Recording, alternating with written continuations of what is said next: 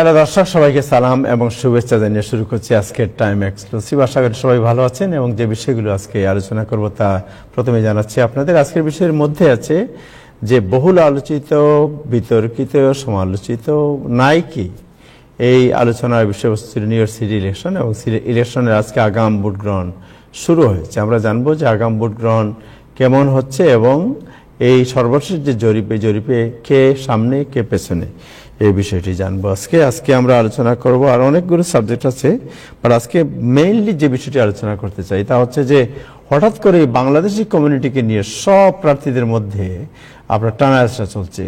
যে কমর সাহেব কখনো বাংলাদেশি কমিউনিটিতে আসেন নাই, গভর্নর যখন তিনি ছিলেন দীর্ঘদিন, তিনি ইদানিং প্রায়, এবং জ্যাকসন আইডিও দেখা যায় ইদানিং তাকে দেখা যাচ্ছে। আর এরিক এডাম তো প্রায় দেখতাম বাংলাদেশি কমিউনিটি, এবং উনি মেয়র হওয়ার আগে অনেকের দোকানেও আসছেন, উনি মেয়র হওয়ার পরে আবার অনেকের বাড়িতেও গিয়েছেন।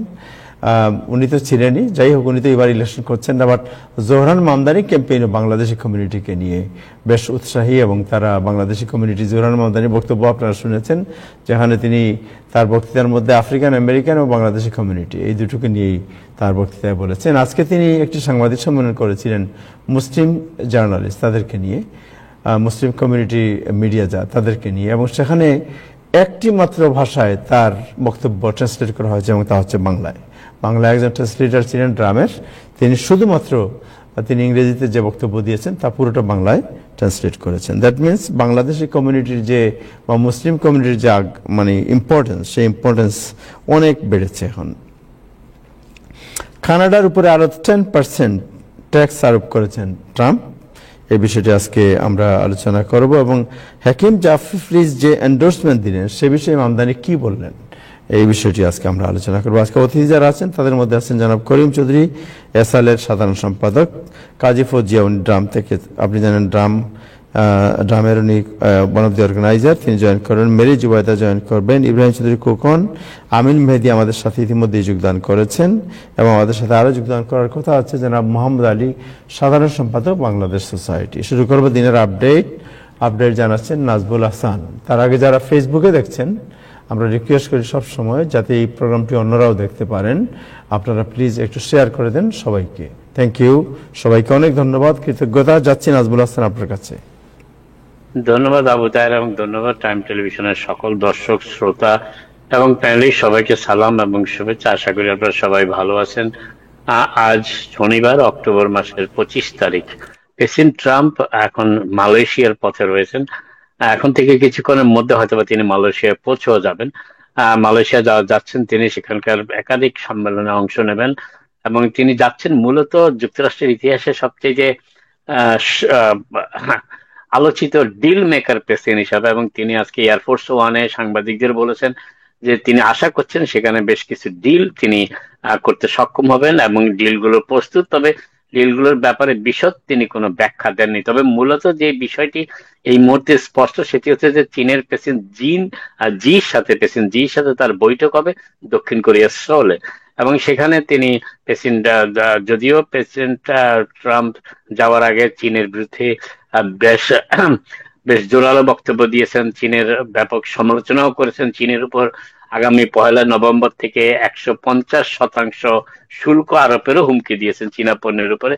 কিন্তু প্রেসিডেন্ট ট্রাম্পের যে মূলত বিষয়টি, তার জন্য তিনি মূলত প্রেসিডেন্ট ট্রাম্প বা প্রেসিডেন্ট জির সাথে সরাসরি আলাপ করতে চাচ্ছেন, সেটি হচ্ছে দুটো বিষয়। একটি হচ্ছে কেন চীন যুক্তরাষ্ট্র থেকে অধিক হারে সয়াবিন আমদানি করে না, আর দ্বিতীয়টি হচ্ছে চীনের খনিজ সম্পদের যে বিষয়, যে বহুল সম্পদ খনিজের তাদের মজুদ আছে, সেখান থেকে কেন যুক্তরাষ্ট্রের উপরে চীন নিষেধাজ্ঞা আরোপ করেছে খনিজ সম্পদ রপ্তানির ব্যাপারে। কারণ সেই খনিজ সম্পদের কিছু কিছু উপাদান যুক্তরাষ্ট্রের বিভিন্ন শিল্পে ব্যবহার করা হয়, তার মধ্যে একটি হচ্ছে সেমিকন্ডাক্টর ফিল্ড।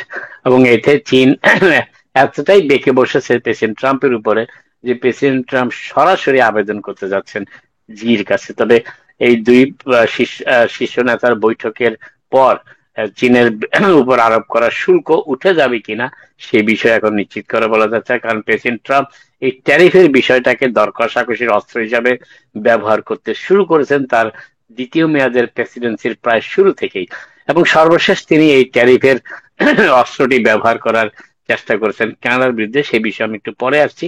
তবে এখন যে বিষয়টি সেটি হচ্ছে যে প্রেসিডেন্ট ট্রাম্প যখন মালয়েশিয়ার পথে রয়েছেন, তখন যুক্তরাষ্ট্রে 25তম দিন অতিবাহিত হয়েছে শাটডাউনের, এবং অদূর ভবিষ্যতে এই শাটডাউন সমাপ্ত হওয়ার কোনো বা আগাম লক্ষণ দেখা যাচ্ছে না। যদিও আজকে যুক্তরাষ্ট্র কংগ্রেসের সংখ্যা গরিষ্ঠ দল ডেমোক্রেটিক পার্টির নেতা হেকিম জেফরিস বলেছেন যে তারা এখন এই শাটডাউন বন্ধ করার ব্যাপারে যে কোনো নেতার সাথে যে কোনো স্থানে যে কোনো সময়ে বসতে প্রস্তুত আছেন। কংগ্রেসম্যান হেকিম জেফরিসের এই বক্তব্যকে যদিও রিপাবলিকান এখনো কোনো মন্তব্য সরাসরি করেনি, তবে মনে হচ্ছে যে ডেমোক্রেটিকরা হয়তোবা কিছুটা বুঝতে পেরেছে যে মানুষের ভোগান্তি যুক্তরাষ্ট্র জুড়ে তীব্র আকার ধারণ করেছে, এবং তারা এই মুহূর্তে কিছুটা নমনীয় মনোভাব প্রদর্শন করেছে। তবে ওবামা কেয়ারের যে প্রিমিয়াম সাবসিডির ব্যাপারটি বন্ধ করে দেওয়া হয়েছে বিগ বিউটিফুল বলে, সেটি পুনর্বহালের দাবি থেকে তারা এখনো সরে আসেনি। তবে তারা নিগোশিয়েট অর্থাৎ আপোষ রফা করতে প্রস্তুত রয়েছে। হয়তোবা যে পরিমাণ সাবসিডি আগে পাওয়া যেত তার থেকে কম সাবসিডিতেও ডেমোক্রেটরা এই মুহূর্তে রাজি হতে পারে। কিন্তু প্রেসিডেন্ট ট্রাম্প এবং রিপাবলিকান নেতৃত্ব তাদের অনড় অবস্থানে রয়েছেন। তারা শাটডাউন বন্ধ করার আগে এই বিষয়ে কোনো প্রকার আলোচনায় যেতে চাচ্ছেন না রিপাবলিকান নেতৃত্ব, বিশেষ করে প্রেসিডেন্ট ট্রাম্প। এবং প্রেসিডেন্ট ট্রাম্প রিপাবলিকান নেতৃত্বকে এমনও নির্দেশ দিয়ে গেছেন হোয়াইট হাউস ত্যাগ করার আগে মালয়েশিয়ার উদ্যোগে, যে কোনোভাবেই ডেমোক্রেটদের দাবি যেন মেনে নেওয়া হয়, যে দাবিটি হচ্ছে ওবামা কেয়ারের প্রিমিয়াম হ্রাস করার যে বিষয়টি। যদিও প্রেসিডেন্ট ট্রাম্পের নিজের দলের মধ্যেই এই বিষয়ে মতবিরোধ সৃষ্টি হয়েছে, এবং প্রেসিডেন্ট ট্রাম্পের অত্যন্ত ঘনিষ্ঠ সমর্থক মেক আমেরিকা গ্রেট অ্যাগাইন এই মুভমেন্টের যিনি অন্যতম কুশীলব, সেই কংগ্রেস সদস্য মার্জরি টাইলার গ্রিনও বলেছেন যে প্রিমিয়াম দেওয়ার যে স্বল্প মূল্যে প্রিমিয়াম প্রদানের যে ব্যবস্থাটি অ্যাফোর্ডেবল কেয়ার অ্যাক্টে রয়েছে, সেটি পুনর্বহাল না করা হলে যুক্তরাষ্ট্রের মধ্যবিত্ত এবং নিম্ন মধ্যবিত্ত সমাজের অনেকেই আর অ্যাফোর্ডেবল কেয়ার মাধ্যমে স্বাস্থ্য সেবা পাবেন না। তার মধ্যে তার নিকট কয়েকজন আত্মীয় রয়েছেন। এই তা সত্ত্বেও প্রেসিডেন্ট ট্রাম্প এই ব্যাপারে কোনো প্রকার আপোষ করতে রাজি নন। তিনি অ্যাফোর্ডেবল কেয়ার অ্যাক্টের মাধ্যমে যে প্রিমিয়াম সুবিধা দেওয়া হতো সেটি বাতিল করার উদ্যোগ নিয়েছিলেন, এবং তাতে তিনি সফল হয়েছেন বিগ বিউটিফুল বিলে। এবং যদি কোনো পরিবর্তন না হয় এবছরের শেষ নাগাদ সেই প্রিমিয়াম স্বল্প মূল্যে প্রিমিয়ামের মাধ্যমে প্রিমিয়াম প্রদানের মাধ্যমে অ্যাফোর্ডেবল কেয়ার অ্যাক্ট অর্থাৎ যেটাকে ওবামা কেয়ার হিসেবে পরিচিত, সেটি পাওয়ার সম্ভাবনাটি সুযোগটি বন্ধ হয়ে যাবে। আরেকটি বিষয় যেটি বলা হচ্ছে, প্রেসিডেন্ট ট্রাম্প আজকে যাওয়ার পথে কাতারে যাত্রা বিরতি করেছেন, এবং যখন সেখানে রিফুইলিং অর্থাৎ এয়ারফোর্স ওয়ানে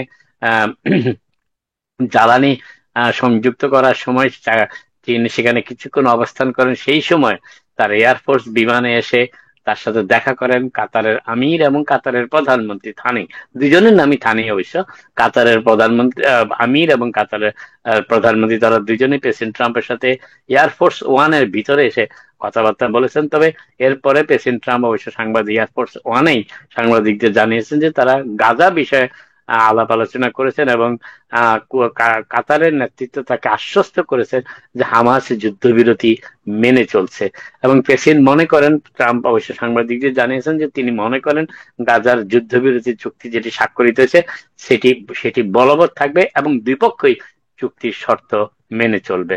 কাতারের আমিরের সাথে এয়ারফোর্স ওয়ানের দেখা সাক্ষাতের পর প্রেসিডেন্ট ট্রাম্প এই বক্তব্য দিয়েছেন উপস্থিত সাংবাদিকদের, যারা এয়ারফোর্স ওয়ানের মাধ্যমে তার সাথে এই সফরে রয়েছেন।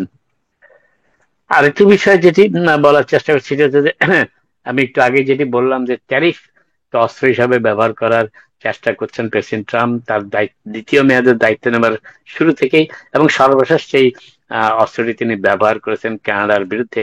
কানাডার ওন্টারিও প্রদেশের বিভিন্ন টেলিভিশন চ্যানেলে একটি বিজ্ঞাপন প্রচার করা হয়েছে, এবং সেই বিজ্ঞাপনে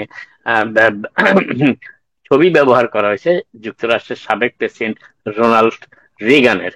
এবং রিগানের কণ্ঠ থেকে বলা হয়েছে সেই বিজ্ঞাপনে যে ট্যারিফ হচ্ছে একটি ক্ষতিকর দিক, এবং এর মাধ্যমে যারা ট্যারিফ আরোপ করে তাদের মাধ্যমে স্থানীয় শিল্প, ব্যবসা বাণিজ্য সবই ক্ষতিগ্রস্ত হয়। নাগরিকদের অতিরিক্ত অর্থ প্রদান করতে হয় পণ্যের ক্ষেত্রে। এই বিজ্ঞপ্তিটি প্রচারের পর প্রেসিডেন্ট ট্রাম্প এতটাই ক্ষুব্ধ হন যে তিনি কানাডার সাথে চলমান বাণিজ্যিক আলোচনা যেটি চলছিল শুল্ক হ্রাসের ব্যাপারে সেটি স্থগিত করে দেন। এবং পাশাপাশি পরের দিন অর্থাৎ মালয়েশিয়া যাওয়ার প্রাক্কালে তিনি সোশ্যাল মিডিয়াতে জানিয়ে রেখেছেন যে এখন থেকে কানাডার পণ্যের উপর আরো অতিরিক্ত 10% শুল্ক আরোপ করা হবে শাস্তিমূলক ব্যবস্থা হিসাবে। যদিও অন্টারিও প্রদেশের প্রধানমন্ত্রী প্রেসিডেন্ট ট্রাম্প প্রথম যখন ক্ষুব্ধ হয়েছিলেন, জানার পরেই তিনি বলেছিলেন যে এই বিজ্ঞাপনটি আর প্রচার করা হবে না। তা সত্ত্বেও প্রেসিডেন্ট ট্রাম্প এতটাই ক্ষুব্ধ হয়েছেন যে তিনি অতিরিক্ত আরো 10% শুল্ক আরোপ করার নির্দেশ দিয়েই এয়ারফোর্স ওয়ানে উঠেছেন এবং তিনি এখন মালয়েশিয়ার পথে রয়েছেন। আরেকটি বিষয় যেটি বলার চেষ্টা করছে সেটি হচ্ছে যে যুক্তরাষ্ট্রের ইমিগ্রেশন কর্তৃপক্ষ ডিপার্টমেন্ট অফ হোমল্যান্ড সিকিউরিটি আজকে জানিয়েছে যে এখন থেকে অর্থাৎ ডিসেম্বরের 26 তারিখ থেকে এটি কার্যকর করা হবে। এই নতুন বিধিটি সেটি হচ্ছে যে যুক্তরাষ্ট্র থেকে যে কোনো পয়েন্টে, সেটা রেল যোগে হোক, বিমান যোগে হোক, নৌ যোগে হোক কিংবা সড়ক পথে হোক, যেই পথেই যুক্তরাষ্ট্র থেকে বিভিন্ন দেশের নাগরিকরা এমনকি যারা গ্রিন কার্ড ধারী রয়েছেন তারা যখন যুক্তরাষ্ট্র ত্যাগ করবেন কিংবা যুক্তরাষ্ট্রে ফিরে আসবেন, তাদের বায়োমেট্রিক অর্থাৎ তাদের ছবি তোলা হবে সেখানে রাখা ক্যামেরার মাধ্যমে, এবং এই বায়োমেট্রিক পদ্ধতিটি ব্যবহার করবে। তবে আমেরিকান নাগরিকদের তার আওতায় রাখা হয়নি। আমেরিকান নাগরিকদের কোনো বায়োমেট্রিক্স এর প্রয়োজন হবে না, তাদের ছবি তোলার প্রয়োজন হবে না যুক্তরাষ্ট্রে প্রবেশ কিংবা যুক্তরাষ্ট্র থেকে বেরোবার পথে। এছাড়া বাকি সবাইকে যুক্তরাষ্ট্রে আসার পথে ছবি তুলতে হবে, কিংবা border security, customs and border পেট্রোলের যারা কর্মকর্তা রয়েছেন সেখানে তারা এই ছবিটি তুলবেন। যখন আপনি যুক্তরাষ্ট্রে প্রবেশ করার জন্য আপনি আবেদন করবেন কিংবা যুক্তরাষ্ট্র থেকে বেরিয়ে যাবেন, তখন সেই ছবিটি গ্রহণ করা হবে। এর মাধ্যমে যুক্তরাষ্ট্রের নিরাপত্তা নিশ্চিতকরণের ব্যবস্থা রাখা হয়েছে। এর পাশাপাশি কারা যুক্তরাষ্ট্র থেকে যাচ্ছে এবং কারা যুক্তরাষ্ট্রে ফিরে আসছে এই রেকর্ডটিও রাখা হবে, এবং যাদের বিরুদ্ধে বিভিন্ন ধরনের অভিযোগ কিংবা যাদেরকে যুক্তরাষ্ট্রের বিভিন্ন আইন প্রয়োগকারী সংস্থা যাদের খুঁজছে তাদেরও খুঁজে বের করা সহজ হবে হোমল্যান্ড সিকিউরিটি কর্তৃপক্ষের পক্ষে। এই জন্যই বাধ্যতামূলকভাবে সকলকেই এর আওতায় নিয়ে আসা হয়েছে, শুধুমাত্র যুক্তরাষ্ট্রের নাগরিক ছাড়া সকল বিদেশি এমনকি গ্রিন কার্ড ধারীও যারা রয়েছেন, ভিসাধারীরা তো অবশ্যই আছেন, তারা যুক্তরাষ্ট্রে প্রবেশের সময় এবং যুক্তরাষ্ট্র থেকে বেরিয়ে যাওয়ার সময় তাদের চিত্র গ্রহণ করা হবে, তাদের ফটো তোলা হবে, ফটো রেখে দেওয়া হবে সেই কম্পিউটারে। এই হচ্ছে সর্বশেষ বিধি যেটি ইউএসসিআইএস আজকে জারি করেছে, এবং আগামী ডিসেম্বরের 26 তারিখ থেকে সেটি কার্যকর করা হবে। আরেকটি বিষয় যেটি যুক্তরাষ্ট্র নিউ ইয়র্ক শহরে আজকে নিউ ইয়র্ক এবং নিউ জার্সিতে ইনফ্যাক্ট আর্লি ভোটিং শুরু হয়েছে। আজকে অক্টোবরের 25 তারিখ নিউ ইয়র্ক সিটির মেয়র নির্বাচনে, এবং 2 তারিখ হচ্ছে চূড়ান্ত ভোটের দিন। তার আগে প্রায় প্রতিদিনই এই ভোট গ্রহণ করা হবে নভেম্বরের 1 তারিখ পর্যন্ত। এবং আপনার যে এলাকার আপনি ভোটার, সে এলাকায় যারা ইতিমধ্যে ভোটার তারা বোর্ড অফ ইলেকশন থেকে ইতিমধ্যেই তাদের ভোট দানের ব্যাপারে বিভিন্ন নির্দেশিকা সম্বলিত পুস্তিকা ডাকযোগে পেয়েছেন। সেখানেই আপনারা জানতে পারবেন কোথায় আপনাদের প্রাইমারি ভোট কেন্দ্র, কোথায় আপনাদের মূল ভোট কেন্দ্র, যেটি নভেম্বরের 2 তারিখে আপনাদের ভোট প্রদান করতে হবে। যারা আর্লি ভোটিং অর্থাৎ আগাম ভোট দিতে চান তারাও ভোট দিতে পারেন। তাদের অবশ্য সেই বুকলেট যেটি সকল নাগরিক যারা ভোটার হয়েছেন তাদের কাছে ইতিমধ্যেই ডাকযোগে পাঠিয়েছে বোর্ড অফ ইলেকশন, সেখানে আপনারা সেই জায়গাটি খুঁজে নিতে পারবেন। আরেকটি বিষয় আপাতত এখানে শেষ করি, আজকে আবার আপনাদের সাথে কথা হবে। আপনারা সবাই ভালো থাকুন। Thank you Nazmul Hasan. আরেকটি বিষয় কি বলতে চাচ্ছেন, হঠাৎ করে আটকে গেলেন দেখলাম? না, আমি দেখছিলাম আজকে এটাই শেষ, আটকে নেই কোথাও। তো আজকে কি রাস্তায় হাঁটলেন, কেমন দেখলেন নির্বাচন নিয়ে? মামদানি কোন দিকে, কমো কোন দিকে? আপনাদের জ্যাকসনহাইট এখন হয়ে গেছে কমোর একটা সেন্টার। সবচেয়ে বেশি কনসার্ন মনে হচ্ছে যদি সোশ্যাল মিডিয়ার দিকে আপনি তাকান তাহলে দেখবেন যে এই নির্বাচনকে কেন্দ্র করে বাংলাদেশের মধ্যে যে বিভক্তির দেওয়াল এত শক্ত হয়ে দাঁড়িয়েছে, এবং প্রতিহিংসা কুৎসা বিনিময় সোশ্যাল মিডিয়াতে লক্ষ্য করেছেন কিনা আমি জানি না। এই নভেম্বরের 2 তারিখ নির্বাচন শেষ হয়ে যাবে, কিন্তু তারপরে কতদিন এটি অব্যাহত থাকবে এটি হচ্ছে দেখার বিষয়। কারণ যিনি মেয়র নির্বাচিত হবেন তিনি তার কাজে নেমে পড়বেন নিউ ইয়র্ক সিটিকে। কিন্তু বাংলাদেশিরা যারা এই নির্বাচন কেন্দ্র করে বিভিন্ন ধরনের বিভিন্ন গ্রুপে বিভিন্ন অংশে বিভক্ত হয়েছে, তাদের ভিতরে যে অবস্থাটা সৃষ্টি হয়েছে এটি আমার মনে হয় আমাদের কমিটির হারমোনির জন্য একটা বড় ধাক্কা।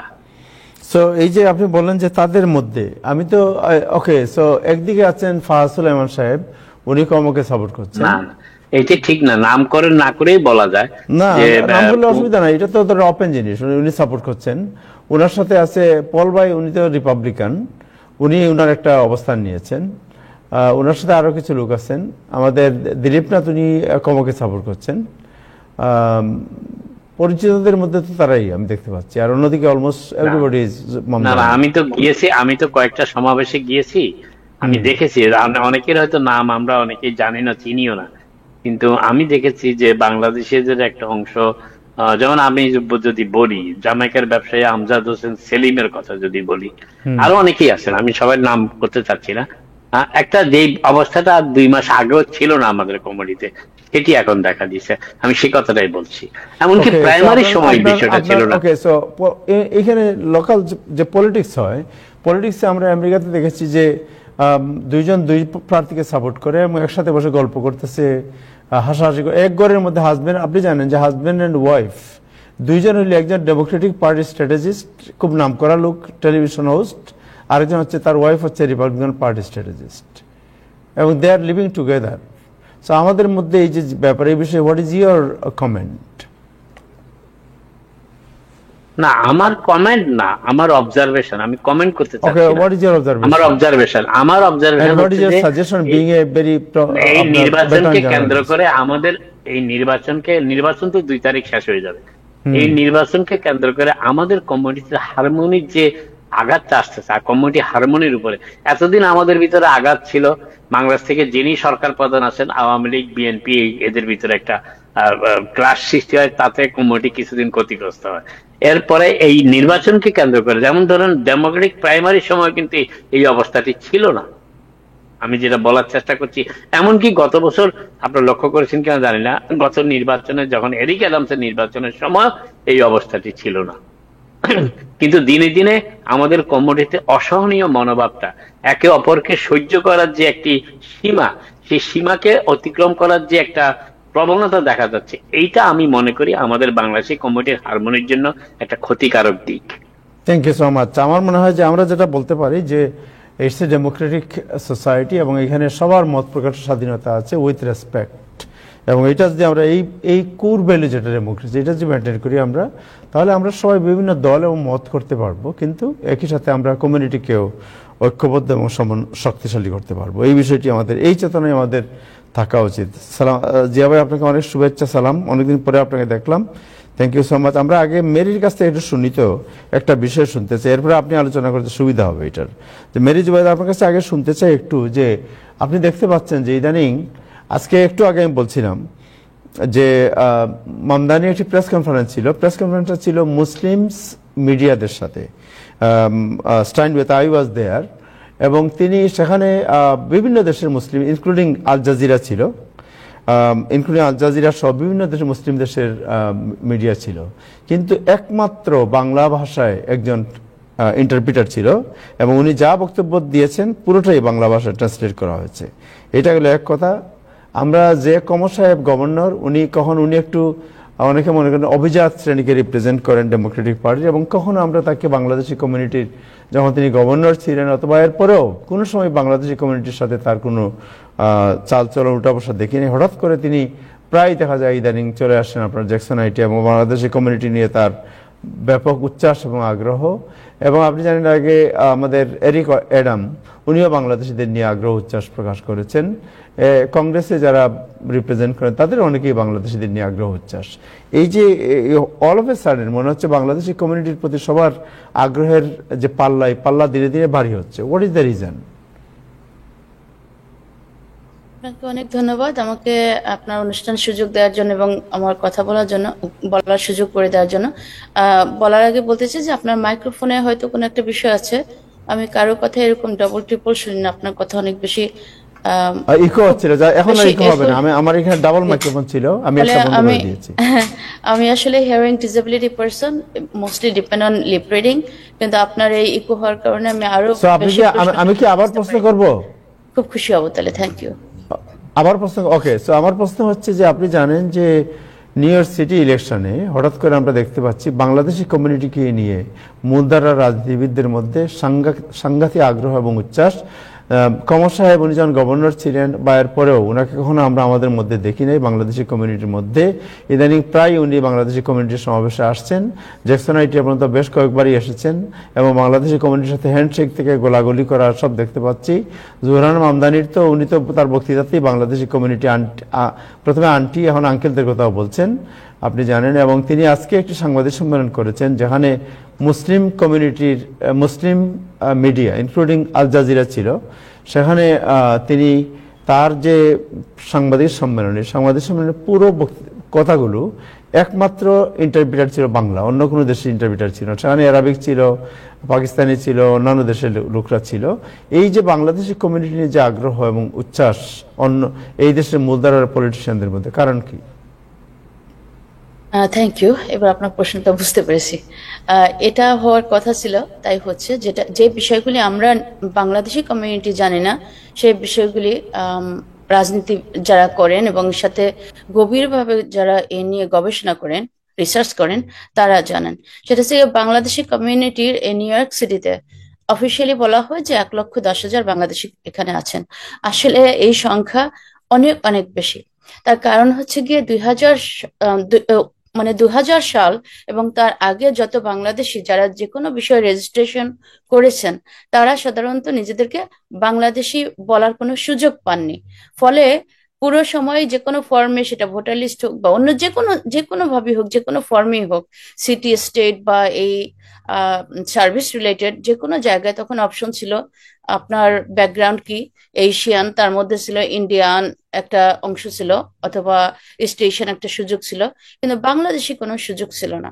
ফলে আমরা, ইভেন আমিও সেই 2001-এ যখন আমি এখানে আসি, অনেক ফর্মে যখন জানতে চাওয়া হয়েছে ব্যাকগ্রাউন্ড কি, তখন আমিও বাধ্য হয়ে ইন্ডিয়ান লিখেছি, কারণ এর বাইরে আর কোনো অপশন আমাদের জন্য এত কাছে ছিল না।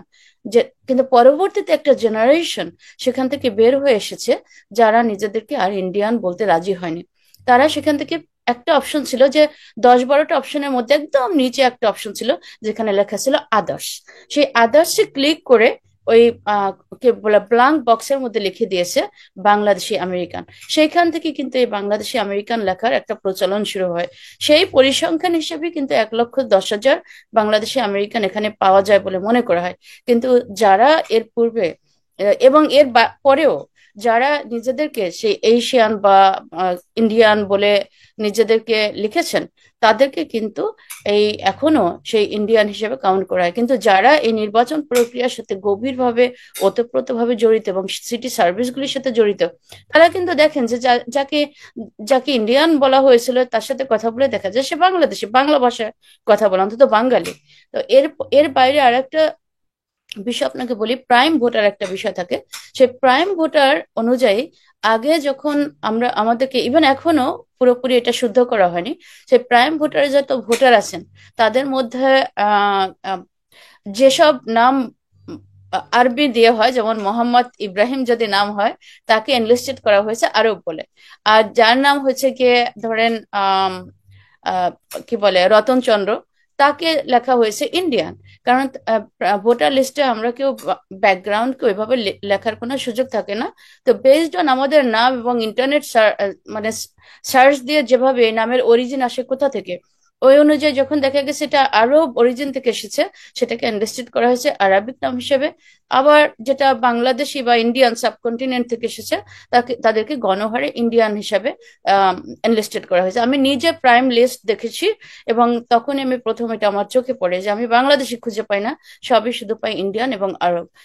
এখন যারা এই ইলেকট্রাল কি বলে প্রসেস নিয়ে কাজ করেন, যারা ইলেকশন নিয়ে কাজ করেন, আউটরিচ নিয়ে কাজ করেন, তারা কিন্তু এই খবরটা অলরেডি বুঝে গেছেন। তারা যে এই নামগুলি, যেমন নাম যদি হয় মোহাম্মদ বরকত চৌধুরী, আমরা খুব সহজে জানি যে এই নামটি আর কোথাও না, এটা বাংলাদেশের বাঙালিদের নাম, কারণ এই নামের কম্বিনেশনই আমাদের বলে দেয়।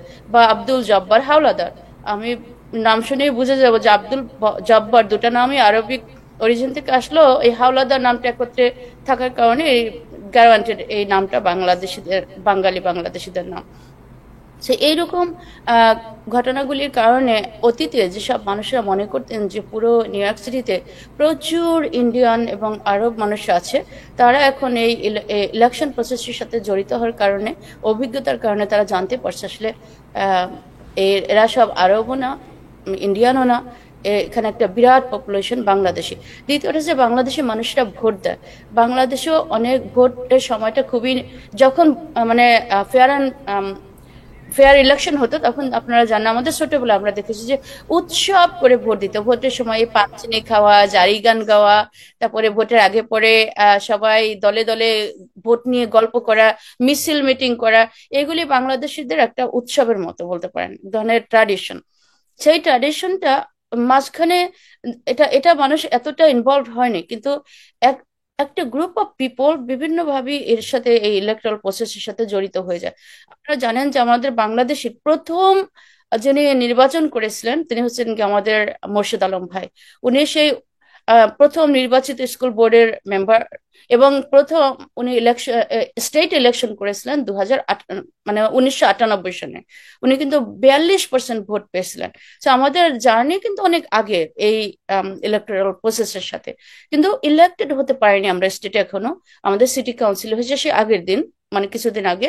কিন্তু আমাদের মানুষদের মধ্যে, আমাদের জনপ্রতিনিধি মানে আমাদের কমিউনিটি যারা নেতৃত্ব দেন, তাদের এই নির্বাচিত প্রতিনিধির সাথে ওঠা বসাটা অনেক বছর থেকে, 2 দশকের আগে থেকে বা আরো আগে। আপনি জানেন যে সেই হাসান আলী ভাইরা যখন প্রথম ইলেক্টেড অফিসিয়ালদের সাথে কথা বলা শুরু করে নেবেন, ইংরেজিও জানতেন না কিন্তু কথা বলতেন, চেষ্টা করতেন জানার। তো সেই আমল থেকে এটা শুরু হয়। তো ওখান থেকে বাংলাদেশি কমিউনিটির মধ্যে একটা, আর একটা হচ্ছে কি বাংলাদেশে একটা নির্বাচিত প্রতিনিধির প্রতি এক ধরনের আম, আলাদা একটা গ্রহণযোগ্যতা আছে। গ্রামের দিক থেকে শুরু করে শহরে যারা চেয়ারম্যান হয়, মেম্বার হয়, এমনকি মেম্বার হয়, এমনকি চৌকিদার যারা থাকে, তাদেরকেও খুব একটা গণ্যমান্য মানুষ হিসেবে দেখা হয়। আর এমপি মন্ত্রী হলে তো কথাই নেই। তো এই যে বাংলাদেশিদের মধ্যে নির্বাচনের প্রতি তাদের আগ্রহ, নির্বাচিত প্রতিনিধিদের প্রতি তাদের আগ্রহ, এবং নির্বাচনের অংশ হওয়ার প্রতিযোগিতায় অনেকটা সরব, এইসবের কারণেই আহ, এই যারা যারা মানে নির্বাচনের প্রার্থী, তাদের মধ্যে বাংলাদেশি কমিউনিটির একটা বড় চাহিদা রয়েছে। কারণ আপনি ভলান্টিয়ার করার জন্য যে মানুষ খুঁজে না পেলেও বাংলাদেশি কমিউনিটি থেকে ঝাঁকে ঝাঁকে মানুষ পাওয়া যাচ্ছে। আবার ধরেন টাকা দিয়েও যেখানে এই কি বলে মানে ইলেকশন করার জন্য স্টাফ মেম্বার রিক্রুট করা যায় না, সেখানে বাংলাদেশি কমিউনিটির মানুষরা স্ব উদ্যোগে নিজের টাকা ব্যয় করে, নিজের শ্রম এবং মেট্রো কার্ড বা গাড়ির তেল খরচ করে সেই বিভিন্ন জায়গায় যে জনসভায় উপস্থিত হচ্ছেন এবং তাদের সমর্থিত প্রার্থীদেরকে নির্বাচিত করার জন্য অ্যাবভ অ্যান্ড বিয়ন্ড চলে যায়। অনেক সময়, যেটা একটু আগে নাজমুল ভাই বলছেন, কমিউনিটি নিজেদের মধ্যে পর্যন্ত মারামারি করেন, পরিবারের মধ্যে পর্যন্ত অশান্তি করেন, কিন্তু তারপরে যাকে জবান দিয়েছেন তো তাকে জান দিয়েছেন, এমন একটা ভাব নিয়ে তারা এগিয়ে আসেন।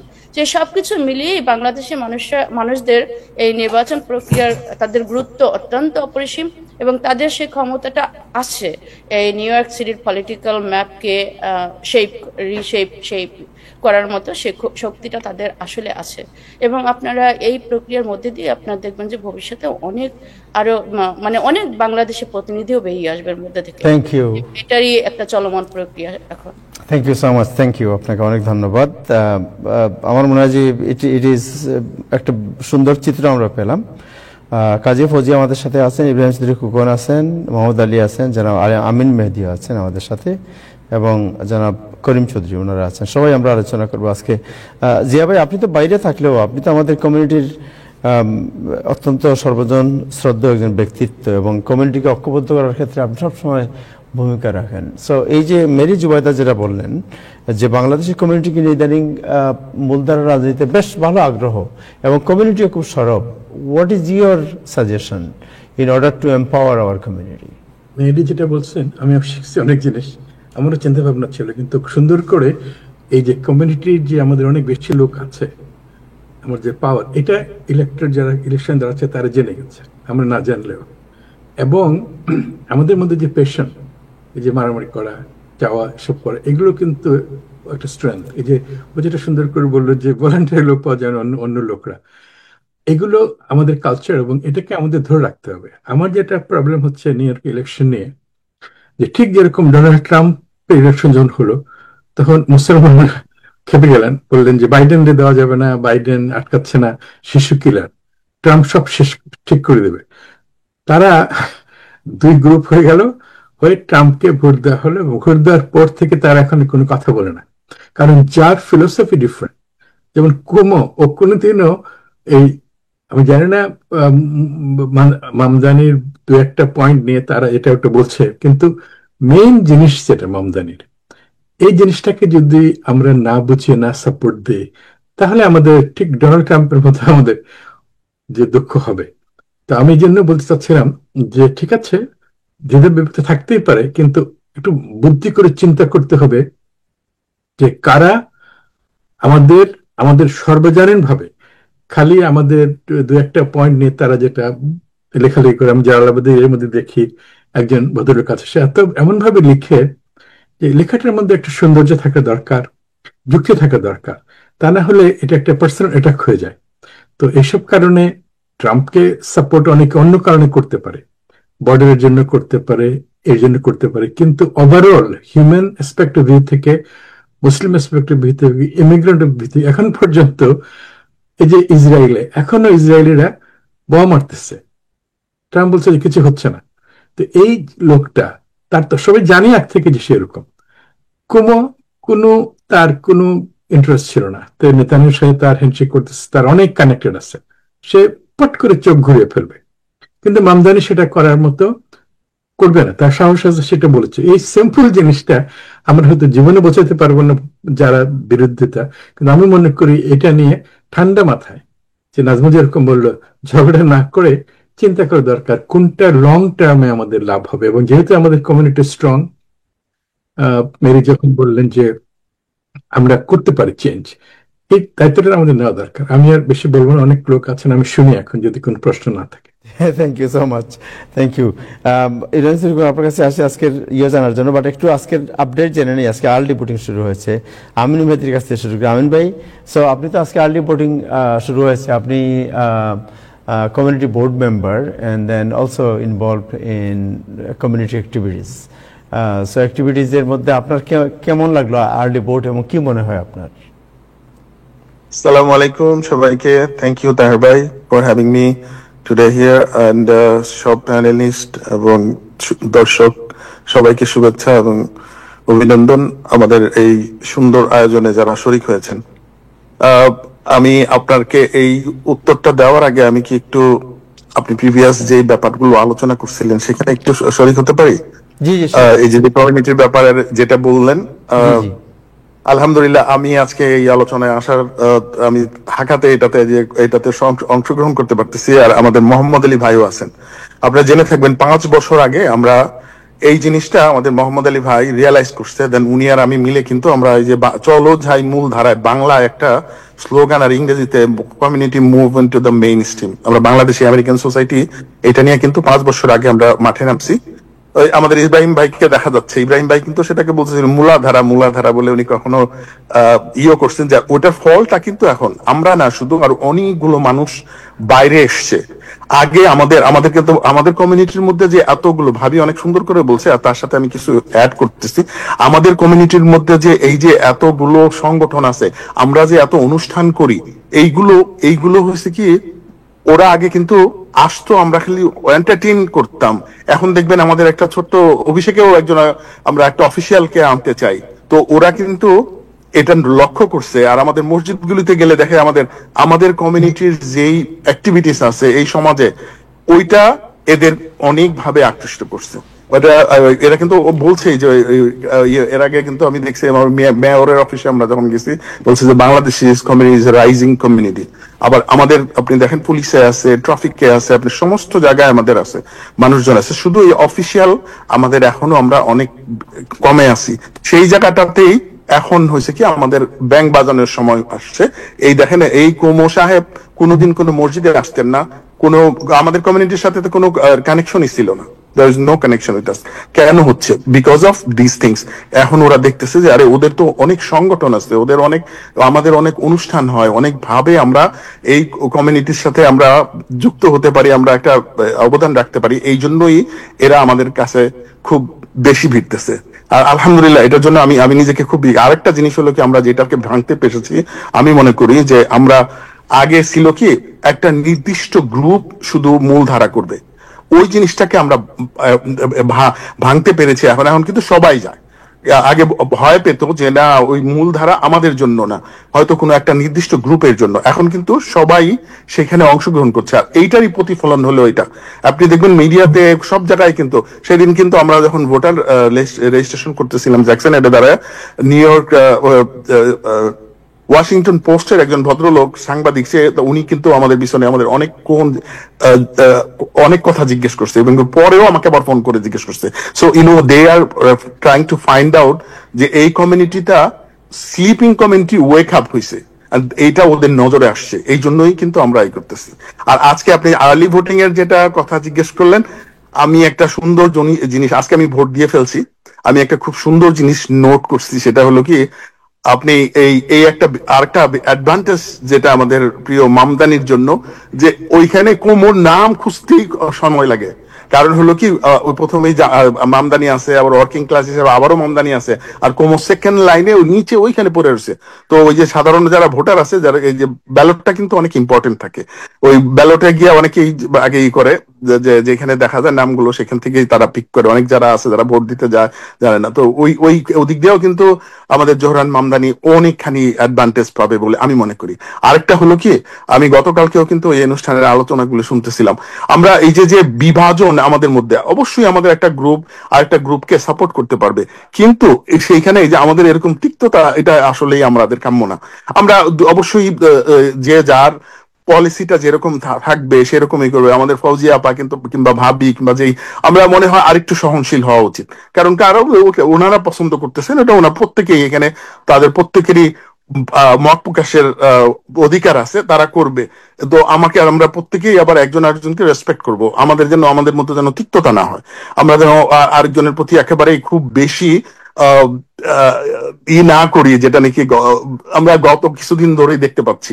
হ্যাঁ, ওরা যাচ্ছে, ওদেরটা ওরা বুঝবে, সেটার জন্য আমরা অবশ্যই we need to respect them, that আমরা ঠিক আছে, তার পছন্দ হয়েছে সে গেছে। কিন্তু আমি মনে করি এটাতে আমি ভালো মনে করি, কারণ যে করেই হোক আমাদের কমিউনিটি যেন বিচ্ছিন্ন না হয়ে যায়। কারণ আমরা সবাই যদি মামদানির পিছনে যায়, আর ওই রিপাবলিকান কার্টিস সিলভাকে কেউ যদি, তারা তো এরকম পলিটিক্স করে, পলিটিক্স আপনি জানেন, শেষ কথা বলতে কিছু নাই।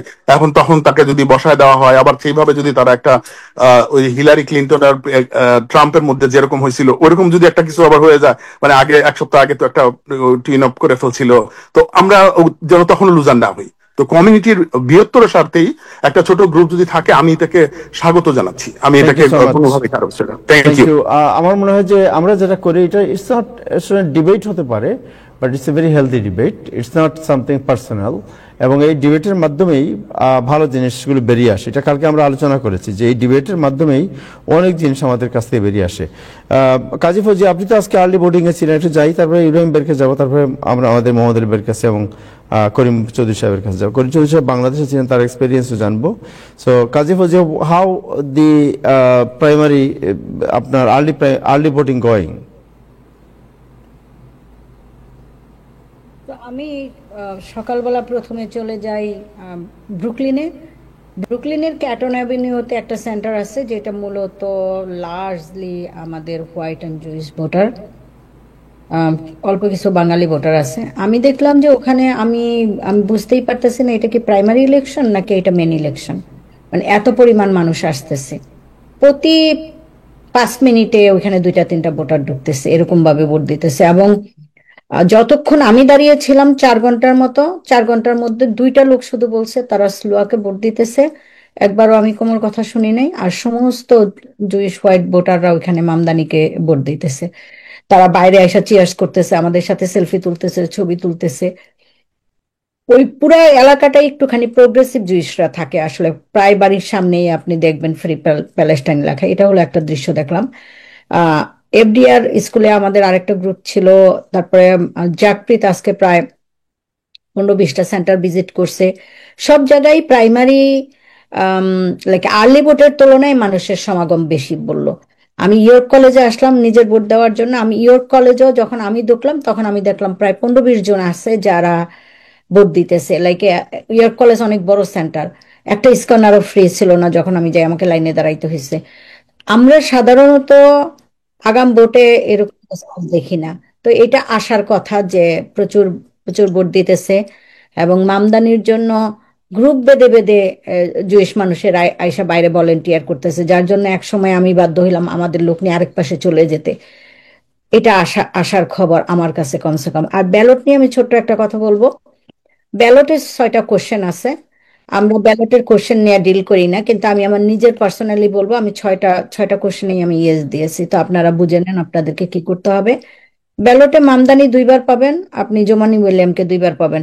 তার কারণ হলো, একটা হলো ডেমোক্রেট পার্টি লাইন, একটা হলো ওয়ার্কিং ফ্যামিলি পার্টি লাইন।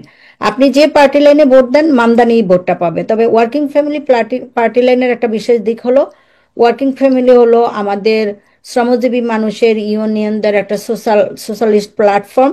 ওই প্ল্যাটফর্ম থেকে যদি 50,000 ভোট পড়ে তাহলে ওই পার্টিটা টিকে যায়।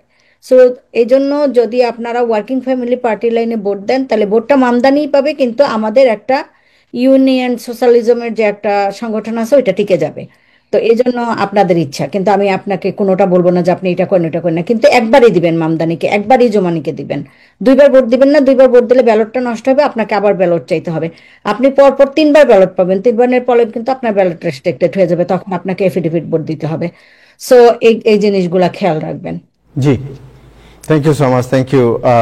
সো যাই ইব্রাহিম শরীফ খোকন, আপনার কাছে সো আপনি তো আলোচনা শুনলেন, হোয়াট ইজ দ্য লেটেস্ট পুল, যেটা লেটেস্ট পুলে কি বলছে জোহরান মামদানি বা কমো, আপনার কাছে কি আছে তথ্য?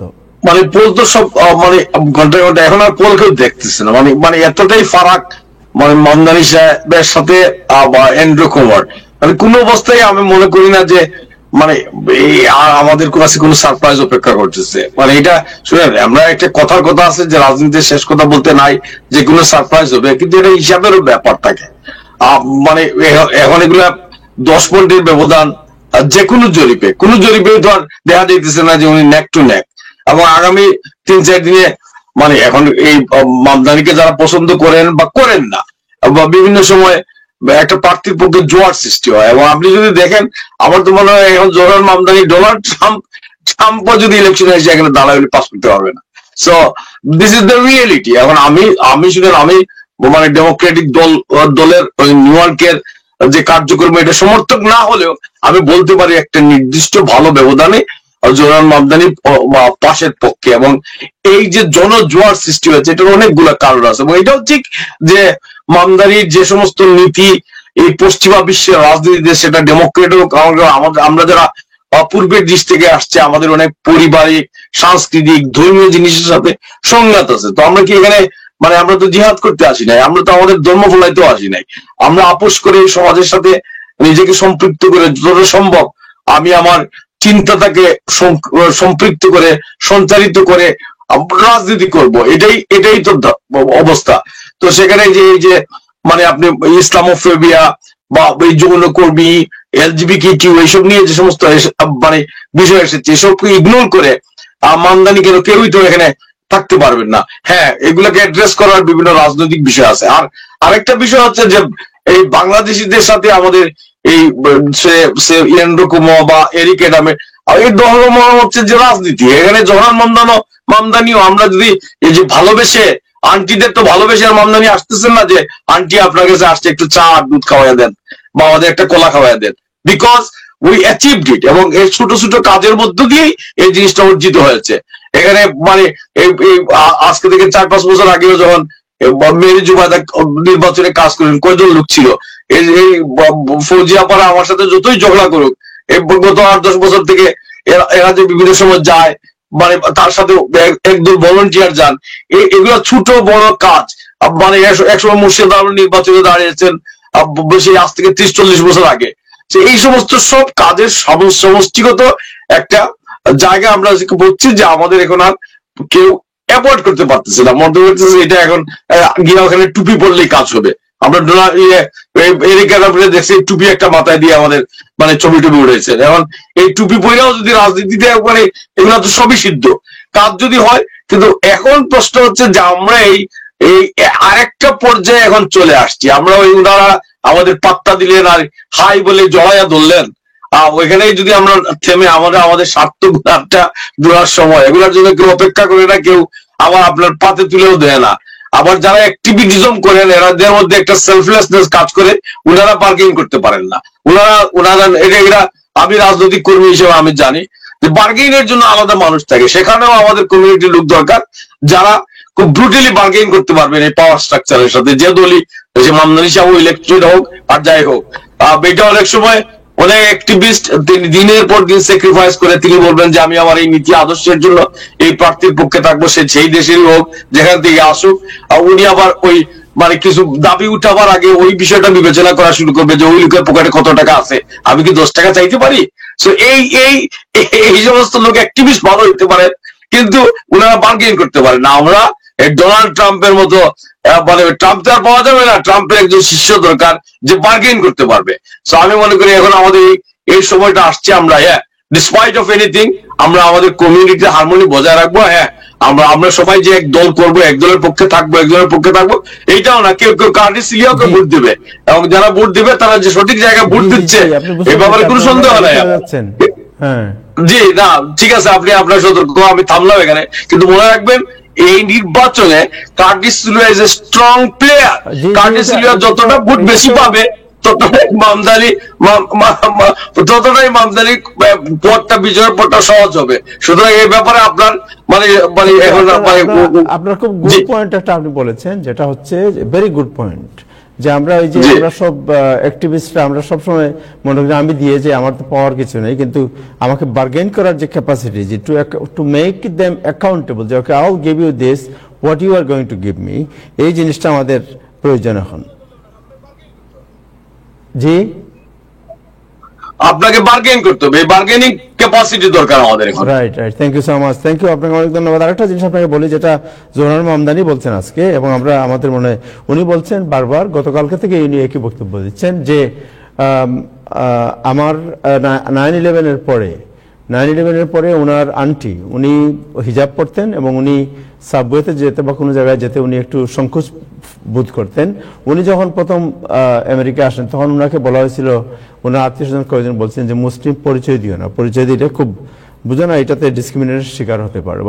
বাট উনি বলছে যে আমার এখন মনে হয়েছে যে না, আমার পরিচয় যেটা আছে ওই পরিচয়ই আমি সামনে আগাবো, আমি আমার পরিচয়কে আমি হাইড করবো না, বিকজ আমি আমার পরিচয় যেটা, এই পরিচয়ের ঐতিহ্য আছে, এই পরিচয়কে নিয়েই আমি সামনে এগোবো, এটা হাইড করার কিছু নেই বা সংকোচের কিছু নেই। আজকে তিনি বারবার এই কথাটাই বলছেন যে আমি মুসলিম এবং প্রাউড মুসলিম হিসাবে আমি আমার বক্তব্য প্রচার করব। মুসলমানরা আছে বা অন্য যারাও আছে সবারই একই কথা উচিত যে আমি আমার যে পরিচয় সেই আত্মপরিচয় নিয়ে এখানে থাকবো। হ্যাঁ, এবং অনেক সময় আমাদের কৌশল অবলম্বন করতে হয় একটা ভান্ডারেবল সময়ে। 9/11 পরবর্তী সময় আপনি দেখেন যখন আমরা যে আমাকে হিজাব পরেই ট্রেনে উঠতে হবে, এটা নিয়ে হয়তো আমাদের অনেক ঝুঁকি ছিল, কিন্তু এটা আমার একটা কৌশলগত অবস্থান। কিন্তু প্রত্যেকে সে কেন একজন হিজাব পছন্দ করেন না, তুমি উলঙ্গ হয়ে থাকবা এটা তোমার পছন্দ, আরেকজন কিভাবে পড়বে সেটা তার পছন্দ। আমি তো কাউকে ইম্পোজ করতে, একটা সমাজ কারোর প্রতি ইম্পোজ করতে পারে না। আমি আমার মেয়েকে বলতে পারি right, that's what he said. Karim Chowdhury, Mohammad Ali, আপনার কাছে পরে আসবো আমি। করিম চৌধুরী সাহেব শুনতে পাচ্ছেন? আপনি তো অনেক আলোচনা শুনলেন, বাট আপনি তো মূলধারার পলিটিক্স করেন এবং আপনারা মূলধারার অনেক পলিটিশিয়ানের সাথে খুব ঘনিষ্ঠ। একটু আগে মামদানি যে প্রেস কনফারেন্স করেছিলেন সেখানে তিনি জোহরান মামদানিকে, আপনি জানেন যে ডেমোক্রেটিক পার্টির বড় লিডারশিপ কেউ এন্ডোর্স করে নাই, গতকালকে আপনার হাকিম জাফরিন এন্ডোর্স করেছেন। তার এন্ডোর্সমেন্ট নিয়ে আমরা জোহরান মামদানিকে প্রশ্ন করেছিলাম যে যখন তার বিরুদ্ধে এরিক অ্যাডাম এবং গভর্নর কমো বিভিন্ন ধরনের কথা বলছেন, ইনক্লুডিং ইসলামোফোবিয়াকে তারা উস্কে দেওয়ার চেষ্টা করছেন। এই সময়ে জোহরান মামদানির যে এন্ডোর্সমেন্ট, এই এন্ডোর্সমেন্টটি খুবই তাৎপর্যপূর্ণ বলে অনেকে মনে করছেন। আপনি কি মনে করেন, তিনি কি বলেছেন? আমরা একটু দেখি, এরপরে আপনার কাছে বক্তব্য শুনবো। আমরা একটু দেখি যে তিনি কি বললেন। When this remark happened, right after this, the Democratic leader Hakeem Jaffe endorsed you, and other leaders I don't know, but he's the one of the most powerful leader in Democratic Party, and he endorsed you right after this incident happened. What do you think? What the message you gave to the Democratic Party? I appreciate Leader Jeffries' endorsement and his support for our campaign to make the most expensive city in America one that's affordable. And it's that affordability that's been at the heart of many conversations that Leader Jeffries and I have had, and the necessity for us to deliver. And I look forward to doing so as we focus not just on the next 10 days, but also on what comes after, on the work that we will have to do to ensure that New Yorkers for whom this is their first time putting their faith into politics, those are ones that will return, but only if we actually deliver. Thank you Karim ভাই। জি, আপনার comment শুনতে চাই। যাই আমার ব্যক্তিগত assessment, সেটা হাকিম Jefferies আমাদের সিনেটররা, ইউএস সিনেটরদের কথা বলছি, এবং অনেক ডেমোক্রেটিক লিডার্স, ইলেক্টেড অফিসিয়ালস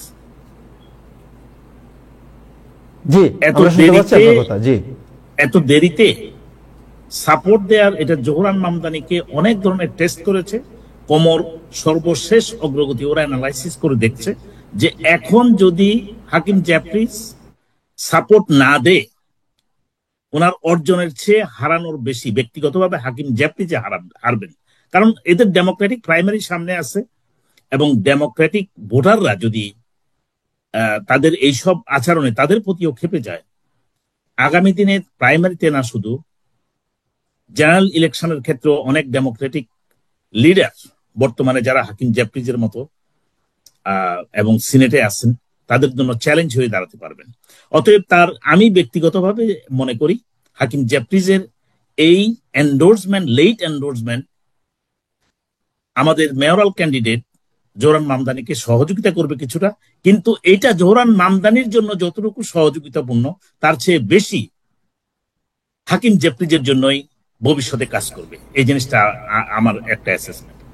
আসুন অন্য কথা প্রসঙ্গে, নির্বাচনের ক্ষেত্রে যে বর্তমানে 45, 28 and 15, আমি পোলের কথা বলছি, নির্বাচনী যে survey, latest survey new York Times এর যেটা দেখছেন, তাহলে যদি অনেকেই বলছে, বিশেষ করে আমাদের লোকজনকে, আমাদের কমিউনিটির লোকজন যারা এখন deciding factor, Bangladeshi voters, south Asian voters, যারা একদম মূল ফ্যাক্টর হয়ে দাঁড়াইছে, অন্যরা তাদের ডিসিশন মেক করে ফেলছে।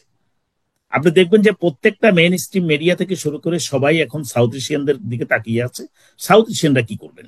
এবং সাউথ এশিয়ানদেরকে ডিভাইড করার জন্য বারবার বলা হয়েছে কর্মজীবনে মসজিদে আসেন নাই এবং মুসলমানদের নাম নেন নাই, মুসলমানদেরকে টেরোরিস্ট বলতে উনি ত্রুটি করেন নাই, মুসলমান সবাইকে না, ইন জেনারেল না, কিন্তু উনি বারবার মুসলমানদেরকে উনি অন্যভাবে দেখছেন। আপনারা জানেন যে কয়েক বছর আগে তিনি যখন গভর্নর ছিলেন, যখন ইসরায়েলি পণ্য বর্জনের ডাক দেওয়া হয়েছিল, তখন তিনি বলেছিলেন যেই সব ব্যবসায়ী ইসরায়েলি পণ্য বর্জনের ডাকে অংশ নেবে সেই সব ব্যবসায়ীর ব্যবসায়িক লাইসেন্স বাতিল করা হবে।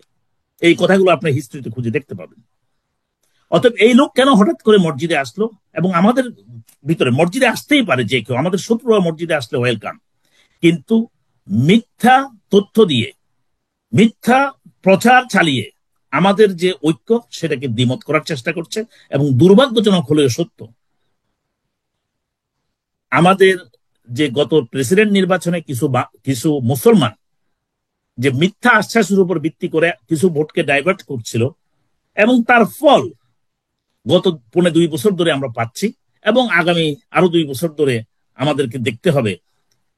ওই যে আমি ভুল সিদ্ধান্ত বলবো না, মিথ্যা তথ্যের উপর, মিথ্যা আশ্বাসের উপর ভিত্তি করে যে সিদ্ধান্ত আমরা দিয়েছি, তার প্রতিফলন শুধু আমেরিকা না, সারা বিশ্বে এখন ভোগ করছে।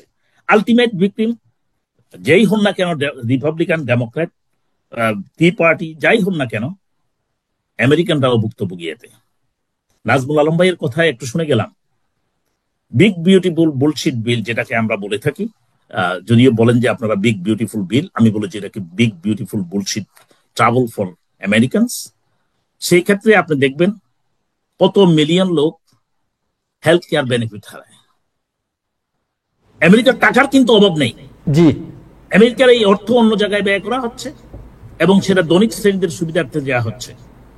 যেই ট্যারিফের কথা বলা হচ্ছে, এই ট্যারিফ দিয়ে আপনি আর আমি যারা প্রান্তিক ভোক্তা তারা সবাই ভুক্তভোগী হব, এবং সেটা আরো দিন দিন যে এই খারাপের দিকে যাচ্ছে সেটা কিন্তু আমরা ইতিমধ্যে আমরা অন্যদের আলোচনা করি, আজকে ওইটার মধ্যেই থাকি আমরা নিউ ইয়র্ক সিটির উপর যেটা আলোচনা করছি। নিউ ইয়র্ক সিটিতে তাইর ভাই, নিউ ইয়র্ক সিটির ইলেকশনের ক্ষেত্রে আপনি জানেন যে আমি দুই একটা তথ্য একটু কারেক্ট করে দিতে চাই, অনেকেই কথা বলবেন হয়তো বলছেন, যেটা 25 তারিখ থেকে 2 তারিখ পর্যন্ত হলো আমাদের primary, early voting.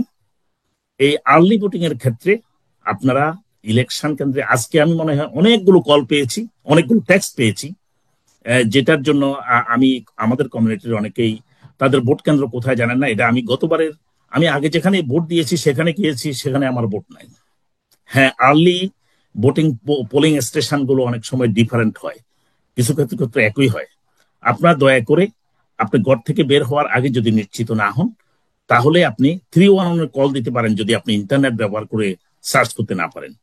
Board of ইলেকশনের ওয়েবসাইটে সেটা দেয়া আছে। আপনার বাইর নাম্বার আর বড় নাম্বার বললেই, স্ট্রিট নেম বলে, অ্যাড্রেসটা আপনাকে জানতে হবে, আপনাকে বলে দিবে এক্স্যাক্টলি কোথায়, একদম সহজ ভাবে আপনি দেখতে পারবেন। আর আমরা যারা এক রাজনীতির সাথে কোনো না কোনো ভাবে সম্পৃক্ত, অবশ্যই আমাদের নাম্বার আপনাদের কাছে আছে। কল করলে আপনাদের বড় রেসপেক্টিভ বড়তে যে কমিউনিটি লিডার যারা টেলিভিশনে আছেন সবাই বলতে পারবে এই জিনিসটা, আর্লি ভোটিংটা আপনারা অংশ নেবেন। আমাদের শুধু বলবো যে আমাদের একটা টেন্ডেন্সি আছে, যেটা গত কয়েক বছর ধরে আমরা সবাই বলা বলি করে মোটামুটি ভাবে এখন একটা পর্যায়ে আসছে, সেখানে আমরা নিজেরা ভোট দেই কাজ থেকে এসে বা কাজে যাওয়ার আগে, অনেক সময় দিনের বেলাও, যেমন এই যে উইকেন্ডে আমরা ভোট দিতে পারতেছি। আমাদের বাসায় যে অনেকগুলো ভোট আরো আছে, বিশেষ করে আমাদের মা বোন এবং আমাদের মেয়ে, এই দিকটা আমরা খুব অবহেলিত। 53% voters are women. We need to understand that part and their role. We should use that power. We should count their vote as well. Thank you. আমরা সবাইকে ভোট দিতে এনকারেজ করেন। Thank you. এবং আশা করি মামদানির বিরুদ্ধে যে একটু কথা, তাহের ভাই 1 সেকেন্ড সময় নিয়ে আমি চলে যাব, আপনার সময় কম, আমিও আর বেশিক্ষণ থাকবো না, আমি এখনো স্লিপি মোডে। আপনার যেই গুরুত্বপূর্ণ একটা বিষয় বলা হচ্ছে যে উনি মুসলমান, শিয়া সুন্নি সেট করার জন্য একটা চেষ্টা করা হয়েছে। আপনি দেখেন ইন্টেনশনালি আমাদের ভিতরে ইনফিউশন করা হচ্ছে, ডিভাইসিভনেস, যে যেতে করে এটা এখন তাদের একটা পথ, যদি আমরা কিছু ভোটকে নষ্ট করতে পারি তাদের ডিফারেন্সটা আগিয়ে আসে। অতএব আমি বলবো বিব্রত না হয়ে, সে মুসলমান নয়, একজন ক্যান্ডিডেট হিসেবে নিউ ইয়র্ক সিটির জন্য যা কিছু অফার করছে তার ভিত্তিতেই, তার নির্বাচনী ম্যানিফেস্টো যেটা, সেটাই জন্যই এই নিউ ইয়র্ক সিটির জন্য বেটার বলে নিউ ইয়র্ক প্রাইমারিতে এবং বর্তমানে করে যাচ্ছে। এই জন্য যাতে বিব্রত না হয়। আরেকটা জিনিস বলা হচ্ছে, সে প্রস্টিটিউশনকে লিগ্যালাইজ করতে হয়েছে, না, এটা অস্বীকার করছে, একদম পুরোপুরি অস্বীকার করছে। আমরা নিজেরা ইন্টারভিউ করছি, শুনেন সে যেটা বলতে চাইছে এবং ক্লিয়ারলি বলছে, মানুষ যেটাকে মিসলিড করতেছে, সে বলছে huge prostitution in New York city is going on, has been going on. এটাকে লিগ্যালাইজ করার জন্য সে বলে নাই, বলছে যে এদেরকে do not criminalize them, understand why they are there, and তাদেরকে পুনর্বাসন করার কথা বলা হয়েছে। রাইট।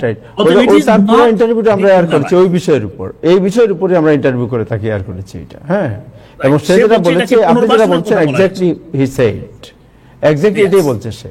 Thank you. এই পুনর্বাসন আমাদের মাঝে এখন আজকেও অনেকগুলো প্রশ্ন পেয়েছি, how come you are a Muslim, I see practising Muslim, you are supporting prostitution in New York City. এটা তো ও বলে নাই, এটা কেউ যদি বলে থাকে এটা জাস্ট বলবেন তার মুখের উপর, সে তো এটা বলে নাই। আপনি ভালো করে দেখেন কি বলছে, আমাদের ওয়েবসাইটে আছে তার বক্তব্যটা পুরোপুরি। আপনি যেটা বলছেন এক্স্যাক্টলি হি সেড, সো এটা আমরা দেওয়া আছে এটা already. Thank you so much, thank you, আপনাকে অনেক ধন্যবাদ। মোহাম্মদ আলী ভাই, আপনি অনেকক্ষণ থেকে বসে আছেন, আপনার সাথে কথা বলি যে বাংলাদেশ সোসাইটির সেক্রেটারি আপনি, সোসাইটি যে umbrella organisation of Bangladeshi community, and then so আপনারা কি চিন্তা করছেন এই ইলেকশন নিয়ে, বাংলাদেশি কমিউনিটিকে মোবিলাইজ করতে চান কিভাবে আপনারা, হোয়াট ইজ ইউর মেসেজ? ধন্যবাদ তাহের ভাই, ধন্যবাদ আজকে যারা এই প্যানেলে জয়েন করেছেন সবাইকে, বিশেষ করে আমাদের ডাক্তার সাহেব এখানে রয়েছেন। আহ, সবাই খুব ভালো বলেছেন। আমি আসলে ডিবেটটা খুব উপভোগ করতেছিলাম। আপনি জানেন যে আমরা বাংলাদেশ সোসাইটি 50 ইয়ার্স সেলিব্রেশন করছি, এবং সেই সাথে সাথে আমাদের যারা যারা দায়িত্বে আছেন তাদের অনেকেরই কিছুটা কম পড়ছে, যার জন্য আমার হয়তোবা একটু টায়ার্ড মনে হবে আমাকে। যাই হোক, ইলেকশন বিষয়ে আমরা সবাই কিন্তু, বিশেষ করে এইবার নিউ ইয়র্ক সিটির নিউ ইয়র্ক মেয়র ইলেকশনটা ছিল অত্যন্ত, সারা আমেরিকা যেমন এবং সারা পৃথিবীতেও কিন্তু খুব আলোড়ন সৃষ্টি করছে। আপনি দেখতে পাচ্ছেন ইউরোপ সহ বিভিন্ন জায়গায় কিন্তু, বিশেষ করে মামধানির এই উত্থান কিন্তু বিভিন্ন সংকেত দিচ্ছে, বিভিন্ন ধরনের সংকেত দিচ্ছে যে আমেরিকায় আসলেই অনেকে অনেকভাবে বলার চেষ্টা করছে যে আসলে কি মামদানি এই আমেরিকার প্রেসিডেন্ট ইলেকশনের একজন প্রেসিডেন্ট হবেন। কারণ অনেক সময় অনেক ভবিষ্যৎবাণী বলে থাকে যে একজন একজন একজন হয়তো মুসলিম, আমি মুসলিম কথা উল্লেখ করতে চাই না, বাট অনেকে এভাবে বিশ্লেষণ করে থাকে যে একজন মুসলিম আমেরিকার প্রেসিডেন্ট হবে, এবং অনেকে তার চেহারার মাঝে সেই প্রতিচ্ছবিও দেখতে পাচ্ছে। যাই হোক, অনেক কিছুর মাঝেও কিন্তু এই ইলেকশন অত্যন্ত গুরুত্বপূর্ণ, এবং আমরা বাংলাদেশ সোসাইটি, বাংলাদেশ কমিউনিটি, আমি বলবো সোসাইটি যেহেতু নন প্রফিট অর্গানাইজেশন, আমরা কাউকে সরাসরি সমর্থন করতে পারি না, বাট ইন্ডিভিজুয়ালি আমরা বলবো যে বাংলাদেশ কমিউনিটি কিন্তু অনেকটা সচেতন হয়েছে, এবং এইবার ভোটের সংখ্যা আমি মনে করি অনেক বেশি হবে। পাশাপাশি এখানে আমিন মেহেদি ভাই আমাদের কমিউনিটি অ্যাক্টিভিস্ট এবং আমাদের একটা সংগঠনের সাথে তিনি ওতপ্রোত জড়িত। আমাদের উদ্দেশ্য ছিল কিন্তু উনি যেভাবে বর্ণনা করেছে ঠিক এইটাই, যে আমাদের বাংলাদেশি কমিউনিটি এগিয়ে আসতে হবে। আগে আপনারা দেখতে পাবেন যে বাংলাদেশ কমিউনিটি কিন্তু খুবই তারা জড়িত ছিল পলিটিক্যাল, বাংলাদেশি পলিটিক্স নিয়ে, এখনো আছে, বাট নিউ জেনারেশনকে কিন্তু আমরা পথ দেখাতে পারছিলাম না। নিউ জেনারেশন যেটা এখানে বর্ন হয়েছে, এই পথটা দেখানোর জন্য কিন্তু আমরা বেছে নিয়েছি এখানে, বিশেষ করে আপনার এই টিভি, আপনার এই টাইম টেলিভিশনের এই আজকের উপস্থাপনা, মানুষ কিন্তু হাজার হাজার মানুষ দেখছে যে কিভাবে আমাদের কমিউনিটি এগিয়ে যাচ্ছে। আমি এই বিষয়টাই জোর দেব। এখানে অনেকেই কিন্তু আমাদের বর্তমান নিউ মেয়র, আমি মনে করি he is already in getting the post. আমরা যে পোল দেখতে পাচ্ছি, বিভিন্ন পোলে কিন্তু সে অনেক এগিয়ে আছে। সেই হিসাবে আমরা মনে করব Mamdani, advance congratulation to him. আজকে আমি ইন্টারভিউটা দেখলাম, ইন্টারভিউটা খুব আবেগপূর্ণ একটা ইন্টারভিউ সে দিয়েছে। এটা কিন্তু মানুষের মনের কথা কিন্তু সে বলেছে। আর আমি মনে করি এই যারা ইন্টারভিউটা দেখেছে, এই ইন্টারভিউর ফলে কিন্তু তার অনেকে কিন্তু তার প্রতি একটু বিরূপ হয়েছিল, যে এখানে অনেক কিছু আলোচনা হয়েছে। এখানে আমাদের চৌধুরী সাহেব বলেছেন যে কথাগুলি, যে কিছু কিছু তথ্য, ভুয়া তথ্য মানুষের কাছে প্রচার হয়েছে, এবং মানুষ কিন্তু ভোট কেন্দ্রে না যাওয়ার সিদ্ধান্ত অনেকেই নিয়েছিল। আজকে তার এইসব বক্তব্য এবং এই টাইম টেলিভিশনের এই বলিষ্ঠ পদক্ষেপের কারণে কিন্তু অনেক ভোটার বেরিয়ে আসবে।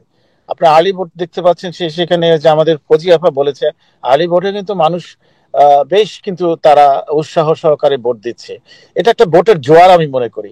আরেকটা জোয়ার আমরা দেখতে পাচ্ছি আমাদের মেরি জুবেদা ভাবি, ইনশাল্লাহ এবার তিনি তার সিটটা তিনি ইনশাল্লাহ পাবেন, এটা আমাদের মনের আশা। ইনশাল্লাহ দোয়া করি। আমি হয়তো একটু ব্যস্ত, অনেক সময় যেতে পারি না, বাট আমরা চেষ্টা করব আমরা সবাই মিলে আমাদের এই মামদানির জন্য যেমন অনেকে কাজ করছে, আমরা তার চেয়ে বেশি মেরি জুবেদা ভাবির জন্য আমরা কাজ করব। ইনশাল্লাহ আমরা আরেকটা অ্যাসেম্বলি হোমে আমরা দেখতে পাবো আমাদের এই স্টুডিওতে, এই আশা ব্যক্ত করছি। পাশাপাশি যারা এখনো ভোট কেন্দ্রে যায়নি বা আর্লি ভোট দেয়নি, কালকেও কিন্তু ভোট রয়েছে, এবং 31 তারিখ পর্যন্ত আর্লি ভোট রয়েছে। 1 তারিখে খুব সম্ভবত আমি 2 তারিখে ভোট চিন্তা করতেছি, যেহেতু আমাদের 4 তারিখে ভোট। যাই, এটা আমার ভুল হয়েছে, বাট নভেম্বরের 2 তারিখ পর্যন্ত আর্লি ভোট রয়েছে। ভোটগুলি আপনারা যারা আগে ভোট দিতে চান ভোটটা দিবেন, কারণ এখন কিন্তু একটু স্লো আছে। স্লো বলতে কি, ভিড় কম হচ্ছে, মানে ভিড় কম আছে, লাইন কম আছে, আপনি গিয়ে ভোটটা তাড়াতাড়ি দিয়ে দিতে পারেন, এই সুযোগটা নিতে পারেন। আর আমাদের ওই ভদ্রলোক চৌধুরী ভাই বলেছেন, যেখানে ভোট কিন্তু অনেকে কনফিউজ হচ্ছে, কেন্দ্রে যে কিন্তু তারা ফেরত আসছে, অনেকে আবার যেতে চাচ্ছে না। এটা আপনারা আগে জেনে নেবেন। জি, এটা আনোয়ার ভাই, করিম ভাই যেটা বললেন একটু আগে, যে আপনারা জেনে নেবেন আগে, অথবা 311 কল করে নিতে পারেন। সর্বশেষ বলবো, তাহের ভাই আপনার এই টাইম টেলিভিশনের আজকের এই অনুষ্ঠানের মাধ্যমে প্লিজ আপনাদের ভোটটা নষ্ট করবেন না। আমরা বিভিন্ন জায়গায় এই পর্যন্ত 10 থেকে 12টা জায়গায় আমরা এবার ভোটার রেজিস্ট্রেশন করেছি, এবং আমরা দেখেছি বয়স্ক লোক যারা নতুন সিটিজেন হয়েছে তারা খুব উৎসাহ সহকারে রেজিস্ট্রেশন করছে। আমরা এখানে প্রায় কয়েকশো ভোটার রেজিস্ট্রেশন করতে পেরেছি, অনেককে আমরা ভোটের পেপারগুলি দিয়েছি এবং তাদেরকে ডেট বলে দিয়েছি। এটা কিন্তু একটা উৎসাহজনক আমাদের উৎসাহ একটা নিউজ যে আমাদের বাঙালিরা কিন্তু এখন এগিয়ে আসছে ভোটের জন্য। ধন্যবাদ। Thank you so much, thank you. আমাদের অনুষ্ঠান শেষ পর্যায়ে চলে আসছে, আমরা কনক্লুশনারি রিমার্ক যাব ডক্টর জিয়াউদ্দিন আহমেদ আপনার কাছে, এন্ড দেন অনরাজি বলতে চান, এক মিনিট করে শুনবো আমরা। খুব ভালো লাগলো মোহাম্মদ আলীর শেষ কথাগুলো। আমি যেটা বোঝার চেষ্টা করছি যে এই যে একটা জ্বর আসছে, এই জ্বরটা আমাদের পজিটিভলি নিতে হবে, কারণ এটা কোনো ইলেকশন জেতা শুধু না, কমিউনিটিকে অর্গানাইজ করা, শক্তিশালী করা, একসাথে করার জন্য যে অপরচুনিটি, এই যে ক্যাপ্টেন জেফরিও ঢুকতেছে এখন, তো এটাকে যেহেতু আমাদের বাংলাদেশিরা সামনে এগিয়ে নিয়ে গেছে মামদানির যেভাবে, এই জন্য আমাদের এটা থাকা দরকার। এবং 70-এর ইলেকশনে পাকিস্তানের বিরুদ্ধে শেখ মুজিব বঙ্গবন্ধুর পক্ষে ভাসানী টাসানি কেউ কিন্তু ইলেকশনে দাঁড়ায় নাই, কারণ এজেন্ডা ছিল বাঙালিদের অটোনমি। ঠিক এরকম একটা এজেন্ডা আছে মামদানি, যেটা আমাদের অটোনমি, আমাদের মুসলমান বলো বা বিদেশি বলো, এই যে একটা ব্যাপার, এই ব্যাপারটা কিন্তু মোর ইম্পর্টেন্ট দেন অন্য জিনিসগুলো। সেই জন্য যারা এখনো মামদানির পক্ষে না, তাদের যা বোঝার দরকার যে আসলে এই জোয়ারটার মধ্যে আমাদের থাকতে হবে। আমি শুধুটাই বলবো যে এটা শুধু ভোট না, এই যে একটা জোয়ার আসছে, এটাকে যদি ধরে রাখা যায় তাহলে সমস্ত আমেরিকাতে সাহস আসবে মানুষের ভিতরে যে আমরা একসাথে অনেক কিছু করতে পারবো। ধন্যবাদ। Thank you so much. আপনাকে জানতে চাই যে 1 মিনিটে বলবেন যে মামদানির তো 4 তারিখে ভোট শেষ, আর মাত্র 10 দিন আছে, এরপরে ভোট শেষের পরে বাঙালি কমিউনিটি কোন দিকে ফোকাস করা উচিত? আপনি যেটা বলছেন বার্গেনিং, হ্যাঁ আমাদের বার্গেনিং করতে হবে।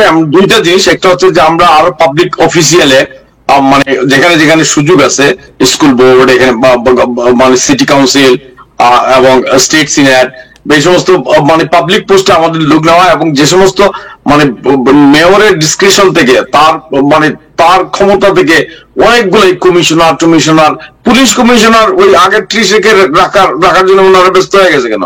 আমাদের এখন পুলিশ কমিশনার যোগ্য লোক আছে, এদেরকে why we cannot pursue that, যে আমাদের এই যে পুলিশ কমিশনার নিতে হবে। আমরা পারসু করলে তো ক্ষতি নাই, আমরা কামান চাইলে তো রিভলভার দিব। সো আমি মনে করি যে এইসব সময় আছে। আমি এই ব্যাপারে এটা বলতেছি। আর আরেকটা গুরুত্বপূর্ণ তথ্য, টাইম টেলিভিশনে অনেক দর্শক আমাদের অনেকজনই নিউ জার্সিতে থাকেন, এবং নিউ জার্সিতে তো মানে বড় কমিউনিটি বাংলাদেশিরা। নিউ জার্সির রাজ্য গভর্নর ইলেকশন খুবই কম্পিটিটিভ। আপনি জানেন নিউ জার্সি কখনো কখনো আপনার ওই ডান দিকে, কখনো বাম দিকে যায়, এটাকে একটা গ্যারান্টেড ডেমোক্রেট স্টেট না।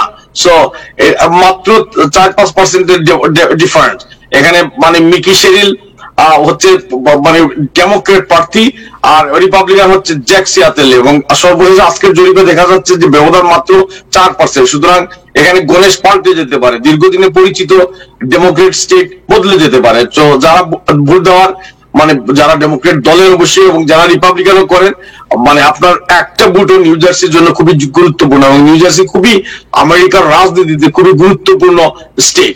সো আমি মনে করি নিউ জার্সি যারা শুনবেন বা শুনতেছেন, এখানেও আর্লি ভোটিং শুরু হয়ে গেছে, এবং একইভাবে মানে ভোট দেওয়া যাচ্ছে এখন গিয়ে, ডাকেও ভোট দেওয়ার এখনো সময় রয়েছে, এবং আপনারা সশরীরে ভোট দিতে পারবেন 4 তারিখে।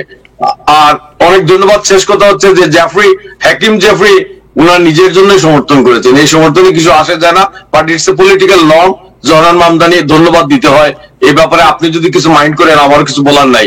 আমি তো আর আপনার মুখের দিকে তাকাই কিন্তু আপনি প্রশংসা করতে পারবো না। Why you could not come forward earlier? Thank you. All right, okay, thank you so much.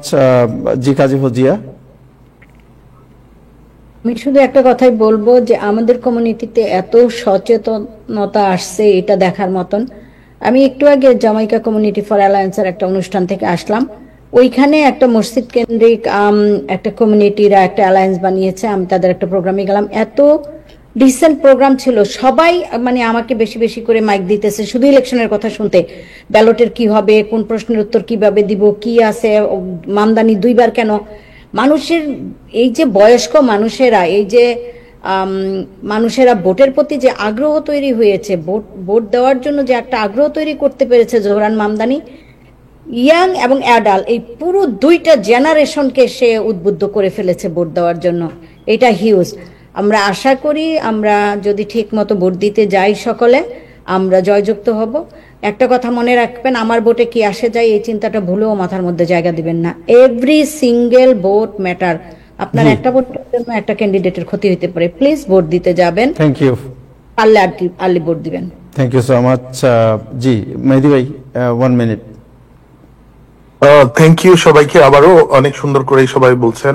আমি যে কথাটাকে বলবো যে আসলে মামদানি কি করেছে, আমাদের মানুষের যে নিড গুলো আছে সেই জায়গাটাকে সে টাচ করতে পেরেছে।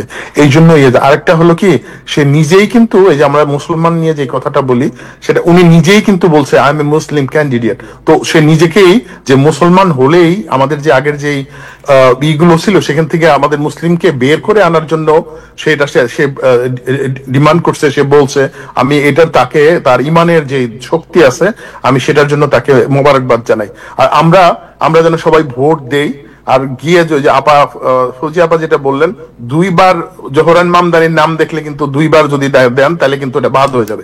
তো যে কোনো জায়গায় একবার দিতে হবে। আর হলো কি, সবাই যেন গিয়ে ভোট দেই। আর এই যে জোয়ার আসছে এটার মধ্যে কিন্তু আমাদের ইয়াং জেনারেশন, আমাদের মোহাম্মদ আলী ভাই যেটা কথাটা বললেন যে ইয়াং জেনারেশন কিন্তু এখন আমাদের কাছে বিরছে। তো এদেরকে আমরা এই ফ্লুটাকে যেন আরো ত্বরান্বিত করি, সবাই এটা রেখে আমরা অ্যাডভান্স হই সেটা। আর অনেক ইয়াং কিন্তু আমাকে বলছে আপনার সাথে তো জোহরান মামদানির খুব দোস্তি আছে, আমি ওনার সাথে কাজ করতে চাই। যারা নাকি এর আগে কিন্তু আমি অনেকবার ডাকছি তারা আসতেও চায়নি। So this is the symbol. এটা আমাদের আমার ঘরের কাছের মানুষের কাছ থেকে আমি পাচ্ছি। তো আমি এই জন্য আমি সবাইকে বলবো এই ফ্লোটাকে আমরা যে যার অবস্থান থেকে এটাকে ধরে রেখে যেন আমরা অ্যাডভান্স হই। ইনশাল্লাহ আমরা বাঙালি, এই যে আমরা কিন্তু গতবার এরা একাডেমির সাথে কিন্তু অনেকখানি ছিলাম, এইবার দেখছেন তো আমরা এই ইলেকশনের আগেই আমরা এতখানি যুক্ত। ইনশাআল্লাহ আমরা ইন ফিউচারে আরো ভালো করতে পারবো। সবাইকে আগে আসতে হবে। ধন্যবাদ। Thank you so much. Thanks Mary Zubaida. So আমি যেটা বলছি যে ইয়াং জেনারেশনকে বলা হচ্ছে এবং বলা হচ্ছে যে আফটার জোহরান তো যদি উইন করেন then how we are going to mobilise the community. So 1 মিনিটে যদি জানতে চাই আপনার কাছে। মিনিট খুব কম সময়, আমি একটু কথা স্লো বলি। 1 মিনিটে রাজ্য চালানো যায় না। যাই হোক, আসলে আমার অবজারভেশন থেকে যেটা আপনাদের বলতে চাই সেটা শুনলে আপনাদের অবাক লাগবে। সেটা হচ্ছে কি, আমেরিকা এখন পর্যন্ত ভোটার হচ্ছে older generation, specially retired people. তারা ভোট মিস করে না। ইয়াং জেনারেশন লাফায় সামনে, কিন্তু ভোটের বেলায় পিছনে, মানে মিছিলের সামনের কাতারে, ভোটের বেলায় পিছনের কাতারে। এবং অনেককে দেখবেন আপনার হয়তো তারা, যেমন প্রাইমারিতে ফর এক্সাম্পল, অনেক significant number of young generation যারা বিটুইন 20 and 35, তারা ডেমোক্রেটিক হিসেবে রেজিস্টার্ডই করেনি। তারা বিরক্ত দুই পার্টির উপরই, ফলে তারা আনএফিলিয়েটেড অথবা না বুঝেই ইন্ডিপেন্ডেন্ট হিসেবে নিজেদেরকে এনলিস্টেড করেছে। ইন্ডিপেন্ডেন্ট কি তারা হয়তো বুঝতেই পারে না, ভাবছে হয়তো তার একটা সেলফ অ্যাডভোকেসির আন্ডারে যে আমি মনে হয় খুব পাওয়ারফুল। আসলে আমাদের ইয়াং জেনারেশনদেরকে বোঝাতে হবে যে তাদেরকে কোনো পার্টির আন্ডারে, বিশেষ করে ডেমোক্রেটিক হিসেবে না রেজিস্টার করলে তাদের প্রাইমারিতে তাদের কোনো ভোটের সুযোগ নাই এবং তাদের মতামতের মূল্য অনেকটা কমে যাচ্ছে। জোরান অনেক ইয়াং জেনারেশনকে ইন্সপায়ার করেছে, no doubt about that. But 2020-তে যদি আপনি খেয়াল করেন, বাংলাদেশে এবং ইয়াং জেনারেশন কিন্তু 2018 থেকে ইনভলভ বেশি। তো এই মুভমেন্টে তাদেরকে শুধু ফ্রন্টে তারা আরো বেশি যোগ দিয়েছে, কিন্তু ইনভলভমেন্টটা 2018 থেকে, যখন এওসি রান করতেছিল সেই সময়টাতে, এওসির সময় থেকে কিন্তু বাংলাদেশের ইয়াং জেনারেশন ইনভলভ হয়েছে। বা পরবর্তীতে টিফনি কাবানের পরে যেমন ওর ইলেকশনের সময় বাপ নামে একটা সংগঠন হয়েছে, যেখানে অনেক ইয়াং বাংলাদেশিরা যোগ দিয়েছে। আমি নিজেও একজন কো-ফাউন্ডার সেই সংগঠনের। ধরে রাখবো কিভাবে? ধরে রাখবো এখানে আমাদের বাবা মায়েদের একটা বিশাল দায়িত্ব আছে। আমাদের কমিউনিটির ইয়াং জেনারেশনরা একটা সময় ছিল, বিশেষ করে যখন বাবা মা যেদিকে গেছে সন্তানরা তার উল্টা দিকে গেছে। সবসময় একটা আর্গুমেন্ট লেগেই থাকতো, বাবা মারা এক পক্ষ, সন্তানরা আরেক পক্ষ। আমাদের একটা কমিউনিটিতে একটা চালু কথা আছে কিন্তু, like aunty generation, uncle generation, negatively কথাগুলো বলা হতো অনেক সময়, যে তারা আমাদেরকে বোঝে না। আমাদের ছোটবেলায় কিন্তু আমরা বলেছি, আমাদের বাংলাদেশে বলা হতো বেইল নাই, আমি জানি না আপনাদের কেউ এই শব্দের সাথে পরিচিত কিনা। একটু হলে বলো উনাদের বেল নাই, উনাদের কথা আর কি আসা যায়, মানে পাত্তা না দিয়ে চলে যাওয়া সামনে। তো এখানেও কিন্তু ইয়াং জেনারেশনদের একটা ভাষা ছিল, সেটা ছিল আঙ্কেল আন্টি, মানে তারা এটার মূল কারণটা ছিল যে আমাদের প্যারেন্ট জেনারেশনরা যে জিনিস নিয়ে এখন ফাইট হচ্ছে, যে মামদানি কতটুকু এলজিবিটি সাপোর্ট করে, কতটুকু বিভিন্ন বিষয় সাপোর্ট করে, আমাদের সন্তানরা স্কুলে যাওয়ার কারণে তাদের তো স্কুল থেকেই এই ইনক্লুসিভনেস শেখানো হয়, ফলে তারা যখন ঘরে আসে আর তখন ঘর থেকে যখন অ্যান্টাই কোনো কথা শুনে, তখন তাদের মধ্যে একটা বিতৃষ্ণা বা একটা আইডেন্টিটি ক্রাইসিস জন্ম দেয়। সেখান থেকেই কিন্তু এই আঙ্কেল জেনারেশন, ওল্ডার জেনারেশনের প্রতি তাদের একটা বিতৃষ্ণা কাজ করে, যেটা তারা না পারে হজম করতে, না পারে ঠিক বলতে। তো এই ক্রাইসিসটা আমরা যদি মিটায় ফেলতে পারি, আমরা যদি বাবা মা সবাই মিলে বা এমন কোনো লিডারশিপ যদি সামনে আনতে পারি যে uncle aunty generation but very open to inclusivity, open to justice for all, এই বিষয়গুলি আমাদের ইয়াঙ্গার জেনারেশন দেখতে চায় এবং বিশ্বাস করতে চায়। এটা যদি আমরা একবার এস্টাবলিশ করতে পারি, like then we're gonna see our younger generations and older generations coming together to get things done. Thank you so much. জি জিয়া ভাই বোধহয় কিছু বলতে চাচ্ছেন।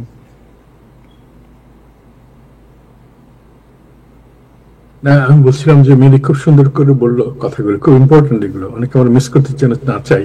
ওরা স্কুলে যেটা শিখে আসছে, বাসাতে যখন প্যারেন্টসরা এটা যদি রাজি না হয়, কিন্তু কথা বলতে হবে এমন ভাবে পার্সপেক্টিভটা বুঝিয়ে, যদি ডিরেক্টলি বলে ওরা কথা আমার কাছে এরকম আসছে। এই আমরা ফেরার ফেয়াতে একটা টেলিভিশনে মারা বলছে যে আমার ছেলে এটা কোনো নামাজ পড়ে না, এখন এই কোনো অনেক জিনিস বলছে। আমি বললাম যে আপনি নিজে আগে ঠিক হতে হবে। বাসার মধ্যে প্যারেন্টসরা যদি অনেস্ট দেখে, বাচ্চারা যদি দেখে যে তারা অনেস্ট, তারা ডুইং রাইট থিংস, বাচ্চারা এমনি শিখবে। তো এই জিনিসগুলো নিয়ে আমরা পরে আলাপ করবো না, বিকজ এগুলো অনেক জিনিস আছে যে আমাদের দরকার আসলে নেক্সট জেনারেশনের জন্য। জি থ্যাংকস। শেষ মোহাম্মদ আলী ভাই যদি কিছু বলতে চান, 1 মিনিট। হ্যাঁ, না, আমি ওই যে মেরি ভাবি যে কথা বলেছেন যে 1 মিনিটে রাজ্য চালানো যায় না, আসলে 1 মিনিটে এই কথাটা সত্য। তবে 1 মিনিটেই ইসরায়েল কিন্তু প্রচুর ধ্বংস চালিয়েছে। 1 মিনিটের ব্যবধানে প্রচুর বোমা বর্ষণ করে নিরীহ প্যালেস্তানি, নিরীহ চিলড্রেন, নিরীহ নারী, এদেরকে হত্যা করেছে।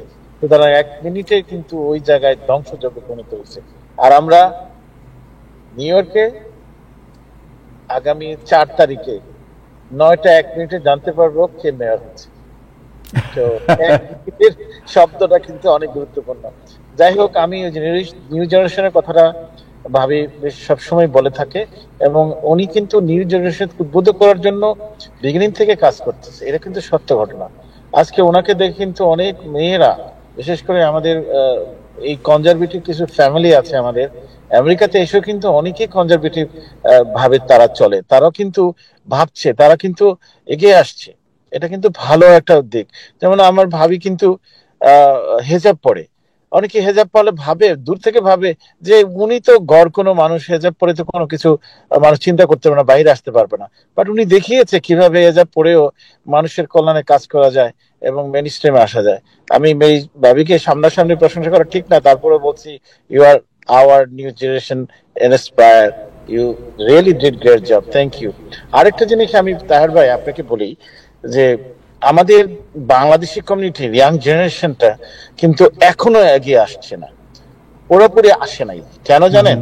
আমরা দেখতে পাচ্ছি যে তারা বিভিন্ন সময় এমন কিছু নিয়ে তারা ব্যস্ত থাকে যেই সব বিষয়গুলি আসলেই আমরা অ্যাভয়েড করতে পারি না, তাদেরকে বলে বোঝাতে পারি না। এখানে আমাদের এক বিশেষ করে খুব সম্ভবত ইব্রাহিম ভাই বলেছে কথাগুলি, যে অনেক নিউ জেনারেশন কিন্তু অনেক সময় বাপ মার কথা শোনে না বা ওনাদের মতো চলে। এবং ভাই বলছে যে আঙ্কেল আন্টি এদেরকে বলা হয় যে বেল নাই। এইসব শব্দগুলি কিন্তু সঠিক, এগুলা থেকে আমাদেরকে এগিয়ে আসতে হবে। আরেকটা বিষয়, জোহরান মামদানি কিন্তু দেখিয়ে দিচ্ছে তার যে ইয়াং স্পিরিট, যেটা এটা কিন্তু ইয়াং জেনারেশনকে উদ্বুদ্ধ করছে। আর আমি আহ্বান করব ভাবির সহ যারা আছেন, আমিন মেহেদী সহ যারা আছেন, তারা আরো, যারা যেটু সময় থাকে, আমাদের মেইন স্ট্রিমের এই কাজগুলি আরো করতে হবে। কারণ আমরা যদি এই জায়গায় না আসি, আমরা ভাবিকে বা ভাবির মতো শুধু একজনকে নিয়ে আমরা সামনের দিকে এগিয়ে গেলে কিন্তু হবে না। মানে ভাবি কি এটার নাম না, ওনার নাম কি বলেন, ওনার নাম বলেন। ভাবি বলে শব্দ তো কিছু নাই। সেটাই আসলে গুড এমন ক্যাচ একটা তাহের ভাই। উনি আমাদের এক সম্মানিত ভাবি, মেরি মেরি ভাবি সবাই বলে, ভাই ভাবি ভাবি ওনার নাম হয়ে গেছে। মোহাম্মদ আর আরেকটা ভাবি কথা বলতে চাই গতকালকে যে কিন্তু তাহের ভাই একটা টিকিট খাইছে, ওনাকে বলা হয়েছে হ্যাঁ আপনি কিন্তু এই মেরিকে বেশি সময় দিচ্ছেন, কেউ একজন টিকিট দিয়ে গেছে তাহের ভাইকে, তো ওইগুলো কিন্তু তাহের ভাইকে মেনটেন করে চলতে। এবং আমি ভাইয়াকে শুধু একটা কথাই বলবো যে আমি এই জায়গায় আসতে পেরেছি এই কারণে যে আপনাদের মতো ভাই বোনরা আমাকে সাপোর্ট দিয়েছেন। কারণ এখানে আসা যে ইজি না, এবং হিজাব নিয়ে 9/11-এর পর থেকে আমি কিন্তু কোনোদিন হিজাব খুলিনি। এই দেশে আমি এসেছি রাইট আফটার 9/11, এবং আমি সেই হিজাব নিয়ে সেই শুরু থেকেই সেই ইনক্লুশনের পক্ষে ছিলাম। এবং যেখানে গিয়েছি আমার ভাগ্য ভালো যে আমি কোনো হেট ক্রাইমের শিকার হইনি, বরং মানুষের নিউ ইয়র্ক মানুষের মধ্যেও যে একটা মানে একুলকুলের যে নিঃশ্বাস, যে সবাই সবার সাথে জানতে চায়, মানতে চায়, বাইরে থেকে যতটাই ঘৃণা থাকুক মানুষের অন্তরে জানার প্রতি একটা আগ্রহ, একটা সুপ্ত বাসনা থাকে। আমি সেই জায়গাটাতে কাজ করেছি এবং সেই জায়গাটা আমি খুব কাছে থেকে দেখেছি। এবং এখানে আসার জন্য আমি আমার বাংলাদেশি কমিউনিটি সবার কাছে খুবই কৃতজ্ঞ। কারণ মুসলিম বাংলাদেশি নারী, তার অনেক ব্যারিয়ার ব্রেক করতে হয়, অনেক কিছু করি যে কাজটা হয়তো আপনাদের চোখে ভালো মনে হয় না, কিন্তু আপনারা সেটা আমাদের অগ্রগতির প্রয়োজনে যে মেনে নিয়েছেন এবং আমাকে অত শক্তভাবে দায়ী করেননি, কোনোদিন আমাকে সামনে এগিয়ে যেতে দিয়েছেন।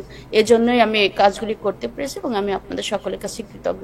Thank you, thank you so much. আমাদের ভাবি কিন্তু নতুন জেনারেশনই প্রতিনিধি, আমরা কিন্তু ওনাকে ব্যাকডেটেড বলতেছি না, she is young and she is the new one, so she is not 60, 70, 80 years old. তো আমরা ওনাকে কিন্তু আলাদাভাবে দেখার কোনো সুযোগ নাই। তো আমরা আমাদের নতুন জেনারেশনকে নিয়েই আমরা যাত্রা করতেছি, আর উনি আছেন আমাদের সাথে, আর উই আর উইথ ইউ ইনশাআল্লাহ। Thank you so much, thank you.